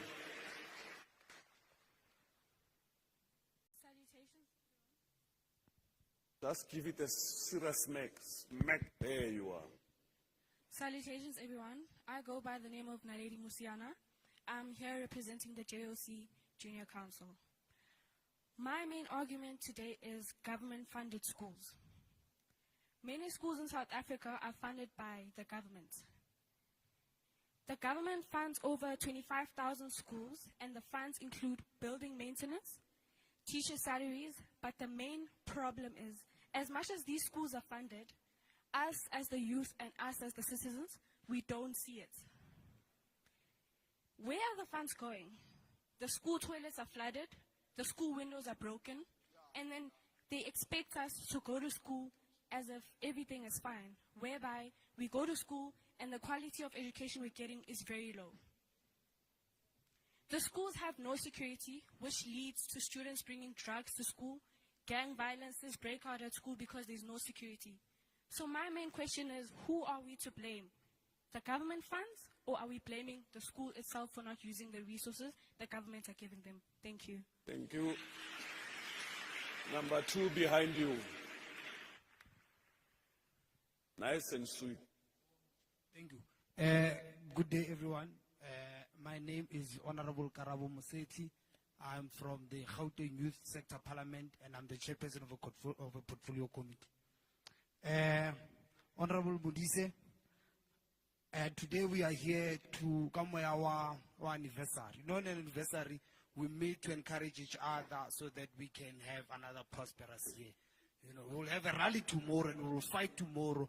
And what we'll be fighting about, what are the turnaround times on what we've discussed today. It is sad to hear 2 consecutive speakers speaking or having an opening of, we've had this discussion, but nothing happened. Honorable Chair, for this engagement to take a complete different turn, this calls out for immediate appointments or notice of meetings from sectors or portfolio committees in the National Council of Provinces. First, in the Gauteng Youth Sector Parliament, we would love to have a sit down with the First Committee of Agriculture, Land Reform and Mineral Resources. This is for us to discuss the small-scale mining permits, funding and partnerships, in the basis that where we are right now as the hosting province, we are the hosting province, which is the province of gold. And the gold belt starts from Western, which is now ready for the rollout of the small-scale mining. But the reality of young people that are in those open fields that are known as zamazamas because of the current status of our economy, even the young South Africans find themselves in the space telling you, "Uthi mina khona 32 years and job, akona certificate, akona permit." So this calls for young people to also participate legally into the space, and the Western End is ready to roll out the program of the small-scale mining. The leading mining company in the Western End, which is the Pan-African Resources, and the subsidiary company to which is Mohale Tailings, is saying we are opening doors for open sectors so that young people can come through and establish their small-scale mining site. But however, our honorable guest NYDA that is here has no any other funding model to fund the NYDA. So tomorrow what the NYDA will be discussing with us in the rally to say, how are we going to, or how have we decided to tailor-make a funding model for small-scale farmers in and across South Africa? NYDA, yes, it arrived late. The funding arrives late. Everything about it is late. And they can come here and argue and say, no, we do have outreach programs and all of that. The reason why they are not being recognized is because of in our township, we judge you on how you look. The difference between Amapanya and the CPF, it is that Amapanya, they're well-dressed, well-recognized, and it gives confidence to our communities. So we need our NYDA, we need our human settlement, we need so that communities can know exactly and have confidence that government really takes our program serious, the very same way the government of Gauteng took serious the concerns of community safety in and around our townships. It is very interesting to speak about mining in relations or in a room where there's predominantly people that are from a township. Because from you to identify a township, all you have to do is to look for a mining dump, and behind every mining dump there's a township. And right across next to it, there is a dilapidated factory. We need to have a proper sit down with the portfolio committees of corporate governance and public administration. Our reservoirs in our townships are not waking up to standard.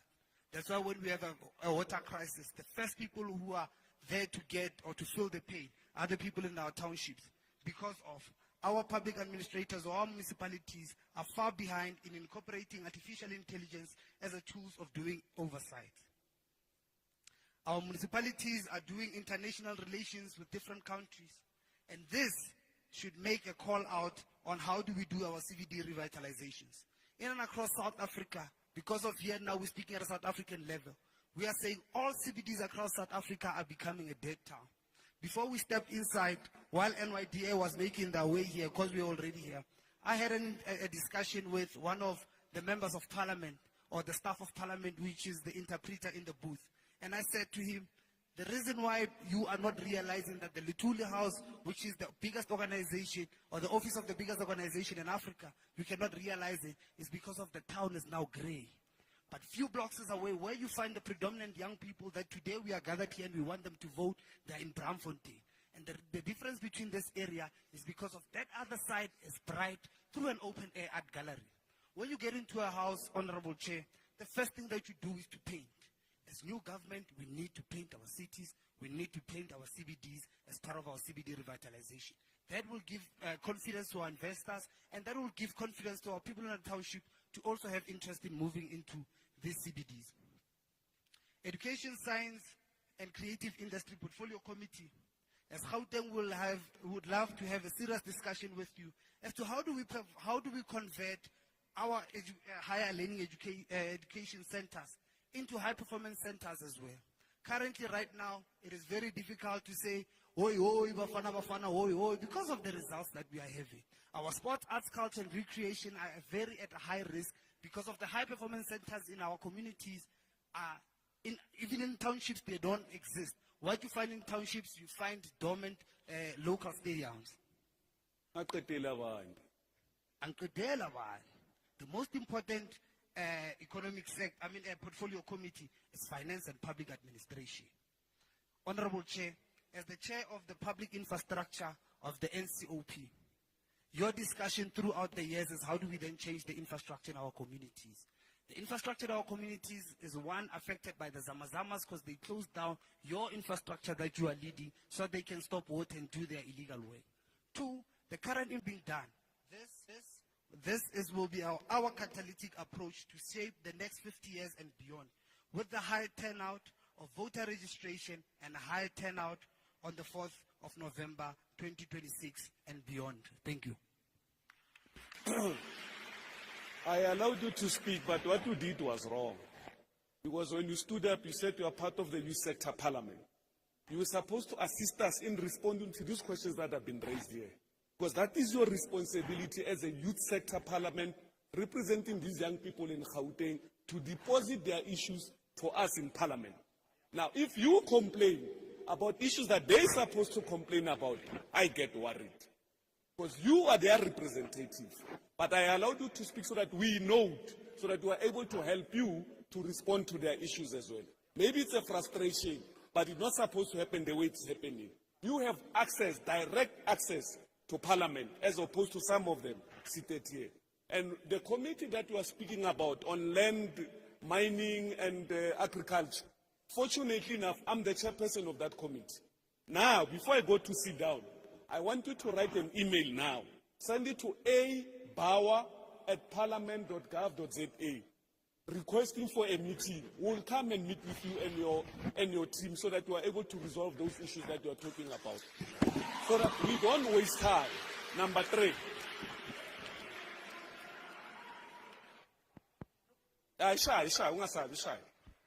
Yeah, there you are. Good morning, everyone. All protocol observed. Standing before you is Oliswa Tabataba, the unemployed graduate from CDB. Speaker, I'm happy to see young learners that are still in high school. And I would just like to give them a glimpse of what is to come for them. I matriculated in 2016, and I then furthered my studies to go and study my Bachelor of Laws. I have been unemployed since 2019. And the opportunities that are there are skill programs. You cannot tell me that as an NQF 8 holder, you are giving me a program that offers NQF level 4, which is equivalent to matric. And even with that, you are giving us stipends of 3,500. In that stipend, we are supposed to go to school, go to the program, buy food, and access other things. So my problem is with that if I'm standing here, it's difficult for me to motivate them, to tell them to go to varsity because of these challenges. And also, I forgot to mention that I am also part of the Gauteng Youth Sector Parliament. It is unfortunate that we had to fight to be here today. We had to fight. Our invitation was retracted. We were told that the invitation was retracted. We had to fight to be here. Yes, we are fighting for the Gauteng youth. We are fighting for the Gauteng youth. But how can we come here and give feedback about the youth sector parliament that we had last week and the resolutions that were there? How can we come back and convince them and tell them that, you know, guys, this is how we want to move forward? Our invitation was retracted. We had to force things to be here. And we want to hold ourselves accountable as the youth sector parliament to say to them that, yes, we've had your concerns and these are the resolutions.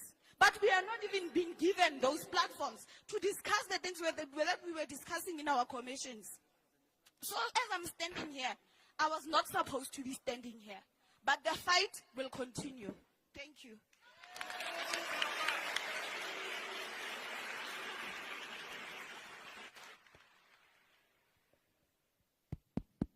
You're also in the youth sector parliament.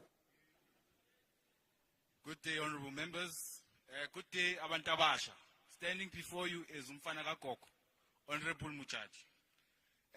I have a question speaking to civil society groups being key to social cohesion. Which civil society groups? The ones funded by foreign agents and governments. Being specific, the Helen Suzman Foundation, the Cape Exit, Afri Forum, South African Human Rights Council, who have been found to have foreign board members and funders with foreign mandates that do not benefit the youth of South Africa. Rather than build social cohesion, these very civil groups cause divisions for the youth of South Africa. Organizations such as March and March and Operation Tutula do not come about from thin air. They come because of government inadequacies, corrupt police officials, home affairs, and such. And thus, they speak to the mandate of South Africans. Now, there are many NPOs and civil organizations that are doing brilliant groundwork, such as Masimini Sanja Songeto, Oasis Rover Crew, but suffer from funding because of such organizations such as the NYDA, which I'm not sure if they are here, if they have a representation, and the pessimist might say it's because of the allegation of 1.3 billion that has been looted and been siphoned to nepotized NPOs. The Constitution is not a Bible that must remain untouched, but rather a working document that must be changed every now and then to benefit the youth of South Africa. Now, as the chairperson of youth-led policy in the Gauteng Youth Sector Parliament, youth-led means representation. As it stands, the Gauteng executive, comprising of political parties such as the ANC, EFF, IFP, PA, Rise Mzansi, headed by the Honorable Panyaza Lisufi, currently has 0 youth participants. This GPU, this unity, How can we have unity without the 33% of the Gauteng, youth of Gauteng? How can we have unity when South African youth are suffering from a 45% unemployment crisis? We must be represented, and we will be represented now and forevermore. Thank you. Thank you. Good morning,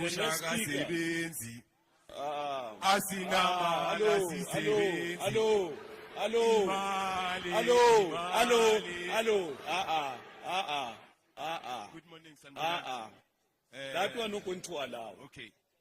I'm going to make an appeal. All the speakers that are still to speak, please speak to the issues that we can help you with. Okay. We can't help you with the executive of Panyaza Lisufi and who's there and who's. It's not our mandate. Speak to issues that when we leave here, at least we can give you a feedback on. Have you sent the email? Thank you. And please, NYDA is here to present itself. And I'm told that by 12:30 we should be done. So let's be mindful when we make our input, that there are other speakers as well that needs to speak. My name is Honorable Member Freedom Shabalala from Ekwatema, small town near Mpumalanga. So my issue is directed to the Parliament. Currently, I'm a candidate for ECLLR, which is the councillor. But due to Avantabatal, I could say, Avantamasutu, I'm being suppressed, I'm a brown envelope. I don't have funds to give people Amapia, of which is Angsakonu express my views of Antabasha. Yesterday I was in the PGMs, I was suppressed, but they bought them Amapia, which Bangang Voteli, of which is wrong. How are we supposed to Chief, don't do No, that. I'm kidding Don't to the do point. that. Don't I'm abuse kidding this to the platform. point. Please don't abuse this platform. There are young people here who have serious concern. Concerns that they want solutions from. And then you come and you clown here. Now you stand up and you are clowning when young people are seriously seeking for interventions. There's a lady next to you who just stood up and said, I'm a graduate. I've done my BLA degree. I need intervention. When are you come and clown here? Young people are looking for solutions. Let's take this platform very serious. Next speaker. Next.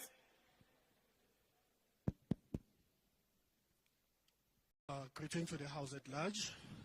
Greetings to all honorable members and all protocols observed. My name is Honorable Thabiso Tejane, the current Deputy Speaker of the Youth Sector Parliament of Gauteng Provincial Legislature. From what was raised in the House, I can simply summarize it to say, when we discuss issues, I came across something very peculiar about how we discuss issues in South Africa.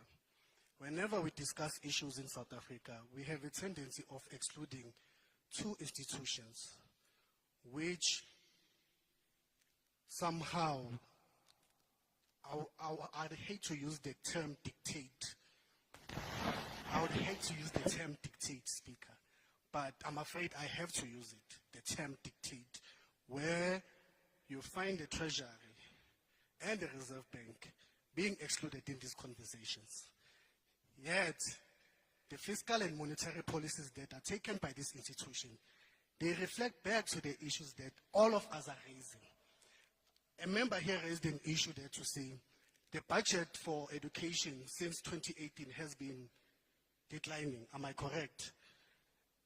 Recently, we received news that now Morocco is being the #1 industrial country in Africa, meaning Morocco has overtaken South Africa when it comes to industrialization. We are living in an economy where it prioritizes bondholders over the social fabric of their society. Even now, when you look at how the members of parliament sitting in Cape Town adopting resolutions, recently the Minister of Finance proposed a metro trading reform, services reform for the 8 metros across the province. Basically, this reform services is telling metros to say prioritize affluent areas in providing service delivery. I have an NPO.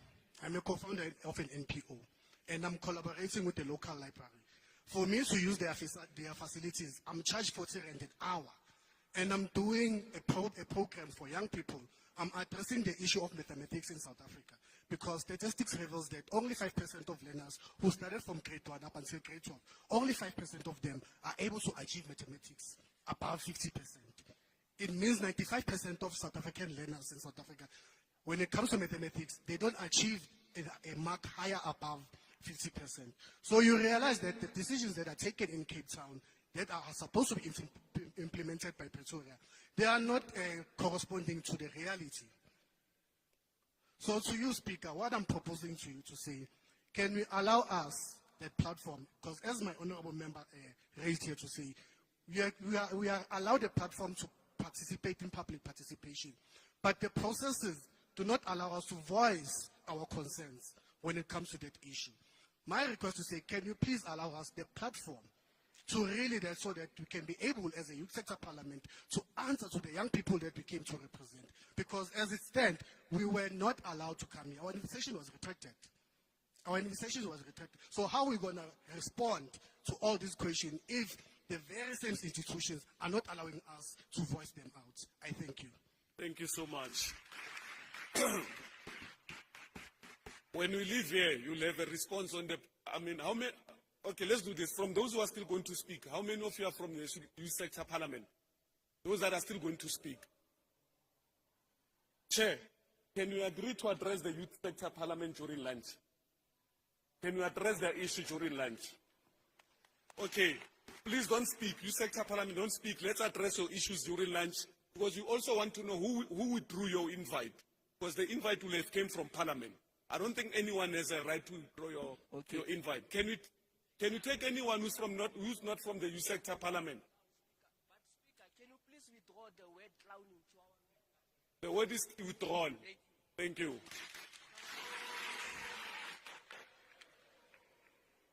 Yeah, it's a kulum. And if you are not from youth sector parliament, let him, and then you'll be the last speaker. And then we go and finish up that side so that leadership can take over.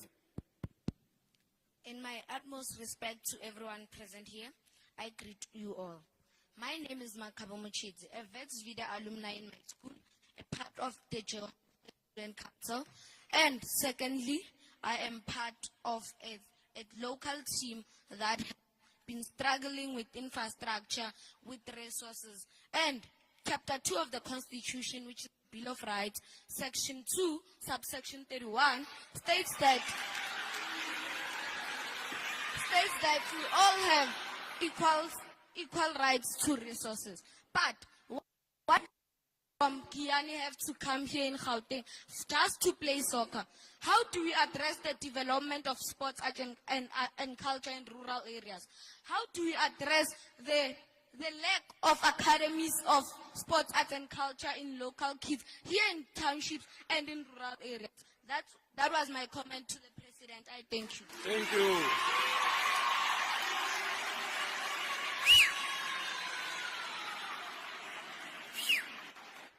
Hello, please give it to him.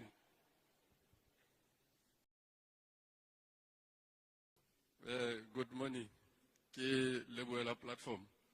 Program direct. Ke ne ke mametse molaetsa wa pele wa hore re engage.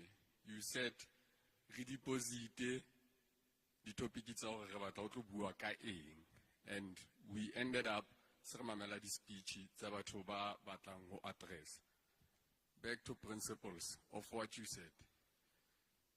Can we discuss as Ritlile Mona?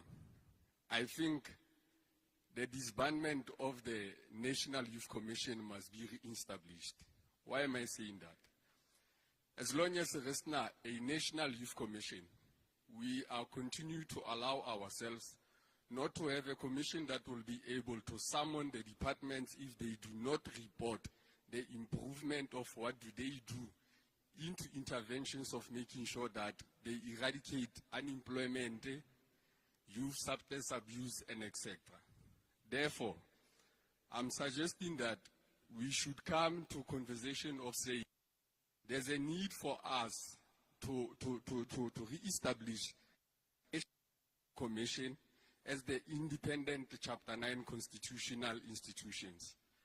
So then we can set up the policy frameworks that will guide the intergovernment departments, whether institutions and the state. Ke tla tabeng ya bobedi. I want to give dipotso tsa ka to NYDA. They are coming by email. Ke ba email. Yeah, they are coming. They are Thank here. you. The doctor is here. Well received. Ke tla tabeng ya IEC because re qeta ho thola presentation ya bona. I think what we also need to include into mandate ya IEC. The IEC only speeches tsa bona se preacha taba ya a right to vote. And I always stand up to say the IEC must also preach into their mandate a right to accountability. Because they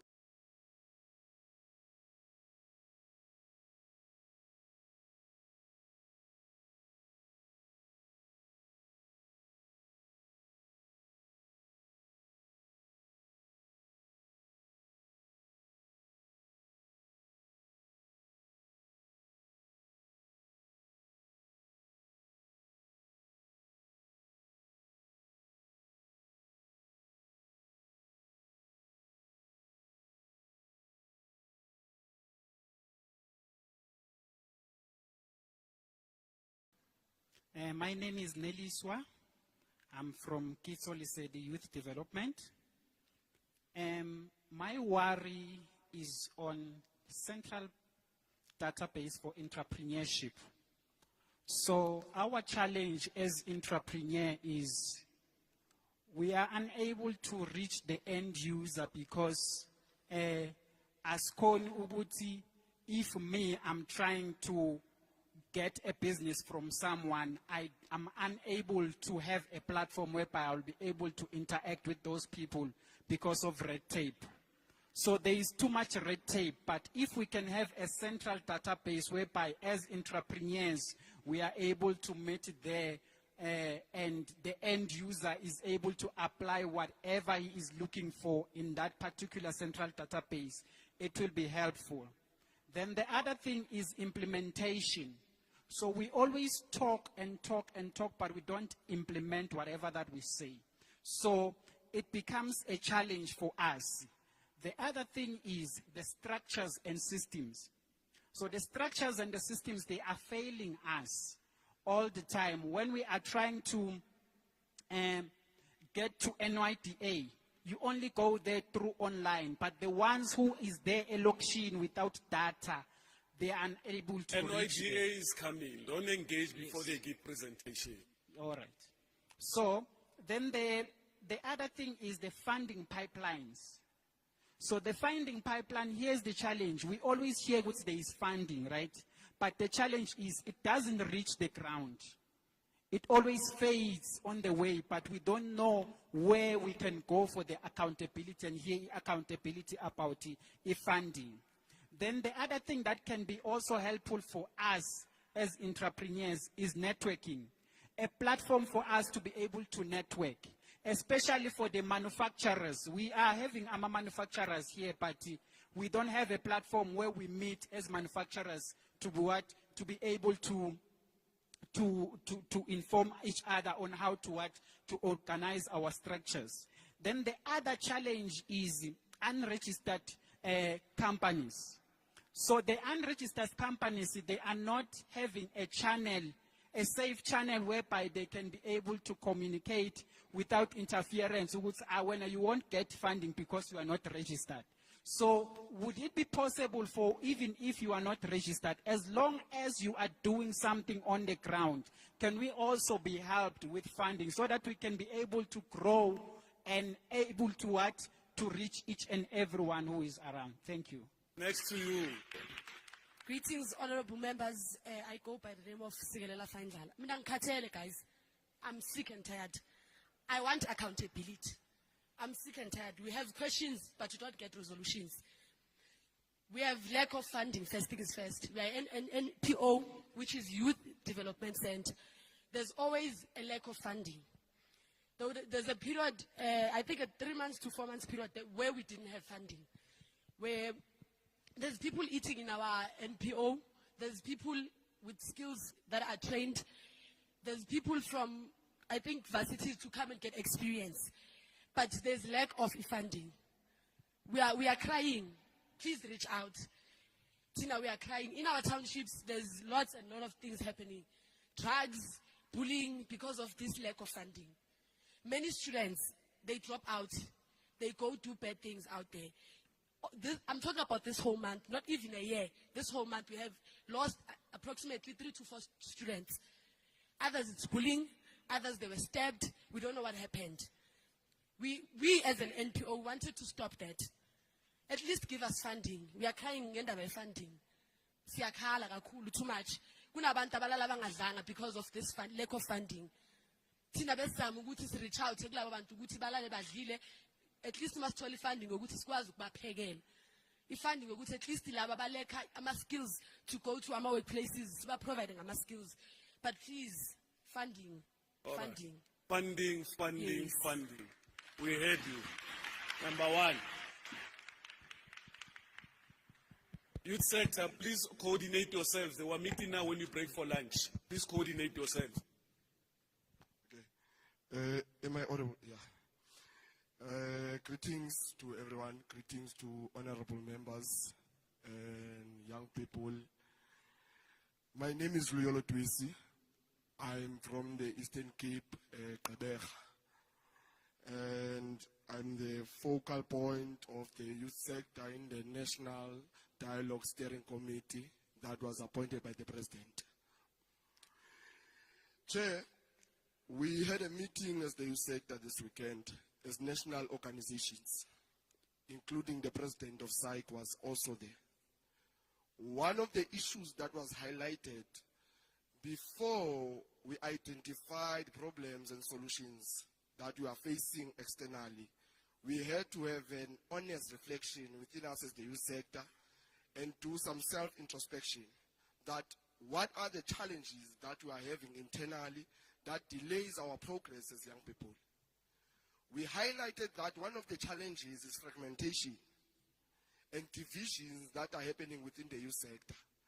And the silo approach where organizations, they are operating within the silo approach. That is why we are experiencing individuals that are masquerading as people that are representing our interest while they are representing their own interest. As the youth sector, we took a decision that we are going to draft a youth coordination framework to ensure that there's a proper coordination mechanism within us as a sector. That will ensure it will become a widespread approach that will coordinate young people for them to access the conducive environment. So, by that, Chairperson, we are also going to submit that youth coordination framework also to the to the legislative, which is the arm of the government, which is the parliament. I want to also emphasize that for the sake of content in this meeting, the difference between the generation of 1976 and the generation of today, they were fighting against the apartheid system. We are fighting for the participation of young people in our economy. We can see the high rate of socio-economic challenges that has predominantly the face of young people. When you speak about poverty and unemployment, young people have raised those issues, which is caused by the gap between the political liberation and economic emancipation. We were fundamentally failed by the democratic state, which didn't dismantle the apartheid structures within our economy. And today we inherited an apartheid economy. That's why the minority race is the one that is benefiting within its economy. I do want to emphasize that there are various issues that has been issued here and based on the inputs of young people. There's also a gap between policy ambition and implementation.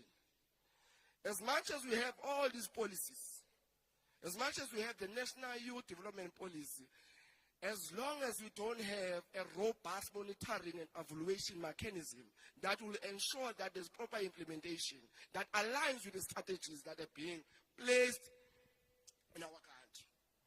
I do want us also, when we discuss about our economy and policy choices, we need to also to understand better through the lens of neoliberalism and liberalism, because both frameworks shaped the trajectory of our economic transformation.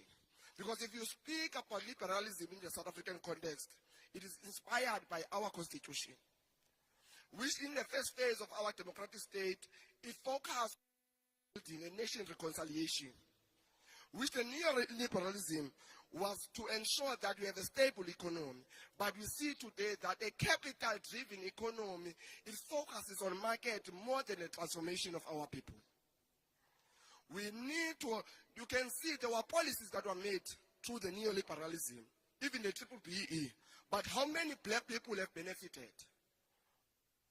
Many policies, the year 1996, but yet there's a lack of participation, not only of young people, but black people in particular. So those are the discussions that we need to be honest about and come with a solution on how we can address that. Lastly, Chair, I want to say that South Africa, there's a bold requirement of microeconomic reforms that will adapt to global changes and address domestic constraints. We can see the global shift that is taking place, but we want to place ourselves as one of the world superpower country, but yet we are having a challenge of domestic constraints. We can see the shift that is taking the World Trade Organization, the Africa Continental Free Trade Area, but the reality is that our people are ready to participate in such global shift. No is the answer, because we have to first address the domestic constraints that we are currently facing as a country. By that, Chairperson, I want to thank you without wasting time. Thank you very much. Thank you so much. Number 2 is next to you. You are not going to cheat me. Number 2 is you, my chief. Thanks. Yeah, we appreciate the political economy class, my brother. Let's take number 2. Thanks, Chair. Greetings to yourself and everyone here in the meeting. I do want to say you are one of the progressive chairpersons and very much solution-orientated. But ideally, one would have loved a situation where the unemployed graduate would be requested their email address so that she sends a CV and then an appointment letter will then come as a solution-orientated chairperson. No, my colleagues have reflected on a lot of issues, Chair, but we do want to say we don't want these youth parliaments to be a compliance exercise. We were in a youth parliament last year in Cape Town. Resolutions were taken in that youth parliament, but we have not gotten a report in terms of the implementation of those resolutions. Now I want to check the resolutions that will be taken in this youth parliament. Whereas you had resolutions that were taken in that meeting. So perhaps if we can get a response on that, would be quite happy. Chair, let's also reflect on the 1976 generation. And in reflection, we do want to thank that generation because it addressed a lot of issues of inequality as it pertains to youth. They fought for equality in terms of education, and we're on the road towards that equality of education. But what we must do as this generation of today is to make sure that that equality education that they fought for is translated into decent work. No more can it be that a graduate can sit at home unemployed, whereas ufundile une qualifications. So we want to be that generation now that declares in this meeting, in this youth parliament, that decent work must begin to arise during our time. Chair, maybe the other things that we need to speak about is that this youth parliament must declare unemployment as a national disaster. Because that is one of the things that were raised by many young people here. You can tell the frustration even from scholars. They are worried that when we graduate or when we matriculate, what then will we become?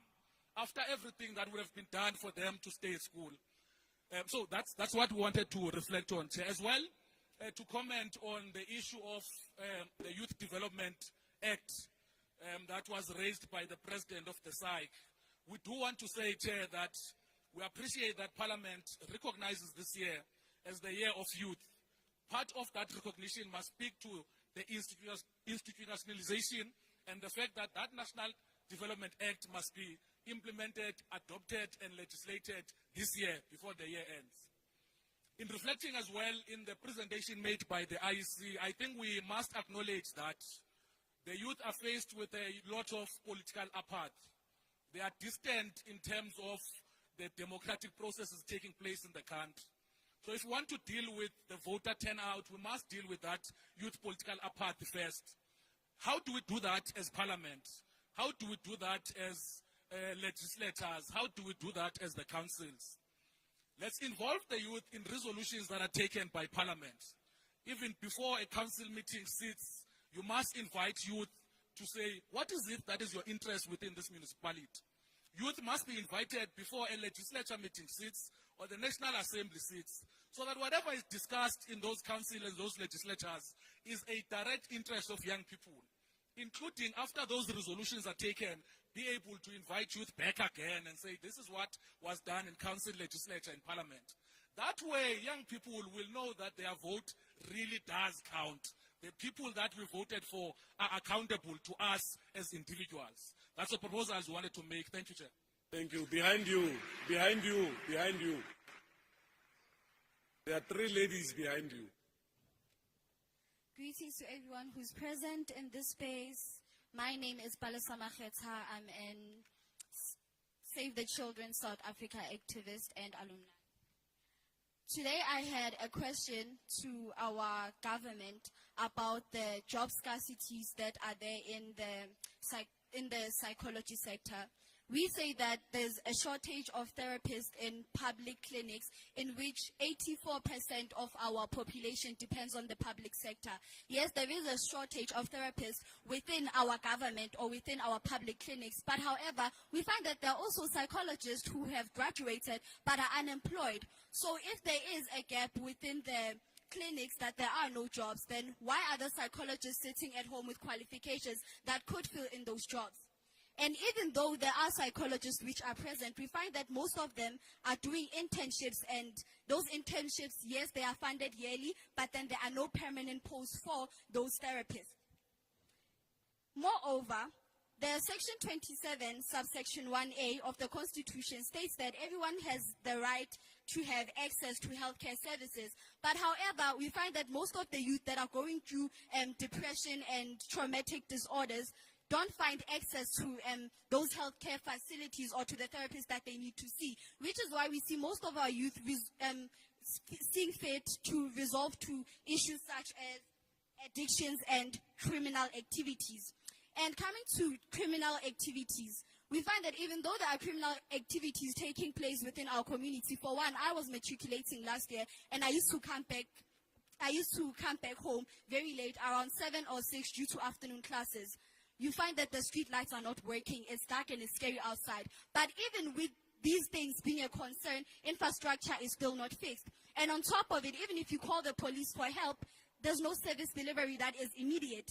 And on top of it, you go to the police station and ask for assistance, they'll tell you that the vans are not available. And even when they are available, you wait for about 6 hours to get assistance from those vans. So we request for service delivery to be immediate to our youth, and we also request that you fix infrastructure.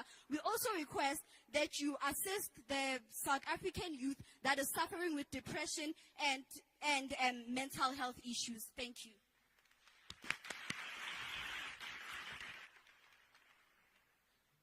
Greetings to everyone standing before you as Balesa Dzedze, part of Save the Children South Africa. I'm an alumni standing here today. So, ladies and gentlemen, the main problem, or rather the main thing that we had today, is the unemployment that the youth is currently facing, right? But what I'm saying is the voice against that unemployment. Because we do get that the youth is unemployed, but are their voice heard by the government, right? That's the most important thing we need to ask ourselves as the youth. Right? Now, the most important thing also that actually triggered this parliament today is the political disengagement of the youth, ladies and gentlemen. That's the most important thing, because now we do get that the youth are exposed to opportunities like standing here today. That's actually a great opportunity for us to actually be here today. But the question is, how many people, or rather how many youth of South Africa can actually access that type of opportunities, ladies and gentlemen? So I'm standing here today asking that the government should actually introduce more of these sessions sessions to the youth. For example, ladies and gentlemen, where I come from, Save the Children is not really known, or rather these youth empowering organizations are not really empowered because we do not know what actually they do for us, or rather what beneficial they have, ladies and gentlemen. Now check. The Section 19 of the Constitution of the Bill of Rights of South Africa guarantees every citizen to have the rights to actually partake in political choices and political activities, such as being here today, ladies and gentlemen. So my ask, or rather my concern, is that the youth cannot partake into these things because we're not actually exposed as we should by the government to these organizations like this, ladies and gentlemen. With that being said, I'll thank you. Next to you, the last speaker. It's you, ne? No, it's not you, Chief. The last speaker is this guy. Stand up. Yes, Chief. You are number 5, are you? Yes. Nah, Same organization. Yes. You are pushing your message. Okay. Obedience Ramaji. I come here with the experience of lack of infrastructure from school. During my matriculation in 2024 at Realokili High School in Alexandra, we faced a lot of lack of infrastructure, such as there were lack of chairs, and we were supposed to stand outside during that time where pressure was sky high. We couldn't even just stay because there were lack of chairs. We couldn't continue with our education. We couldn't be provided the right to education. So I also stand here already like, okay, I've participated in many events such as this, youth empowerment and whatever, but basically we leave our information, we leave the Gmail, we leave our phone numbers, but there's never been any mail concerning what happened, what's happening with our requests. So I stand here before you asking for responses the next time we meet, if possible. Thank you. Thank you so much. Tian, Ozabal. Those who want to speak, raise your hands, and Tian is coming. He will note you. Speaker, if I may, just 1 minute. No, wait. Your hand was not up. Wait. Please wait. Ozam Tian.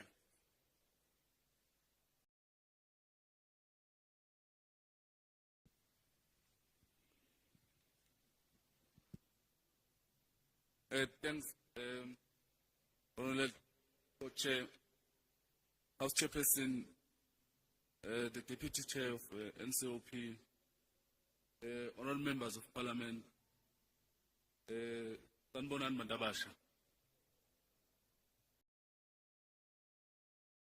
Sanbonani. Oh. Because now I see the energy is low. I think we're going to pause here and have lunch. Then we're going to come back after lunch and continue the program.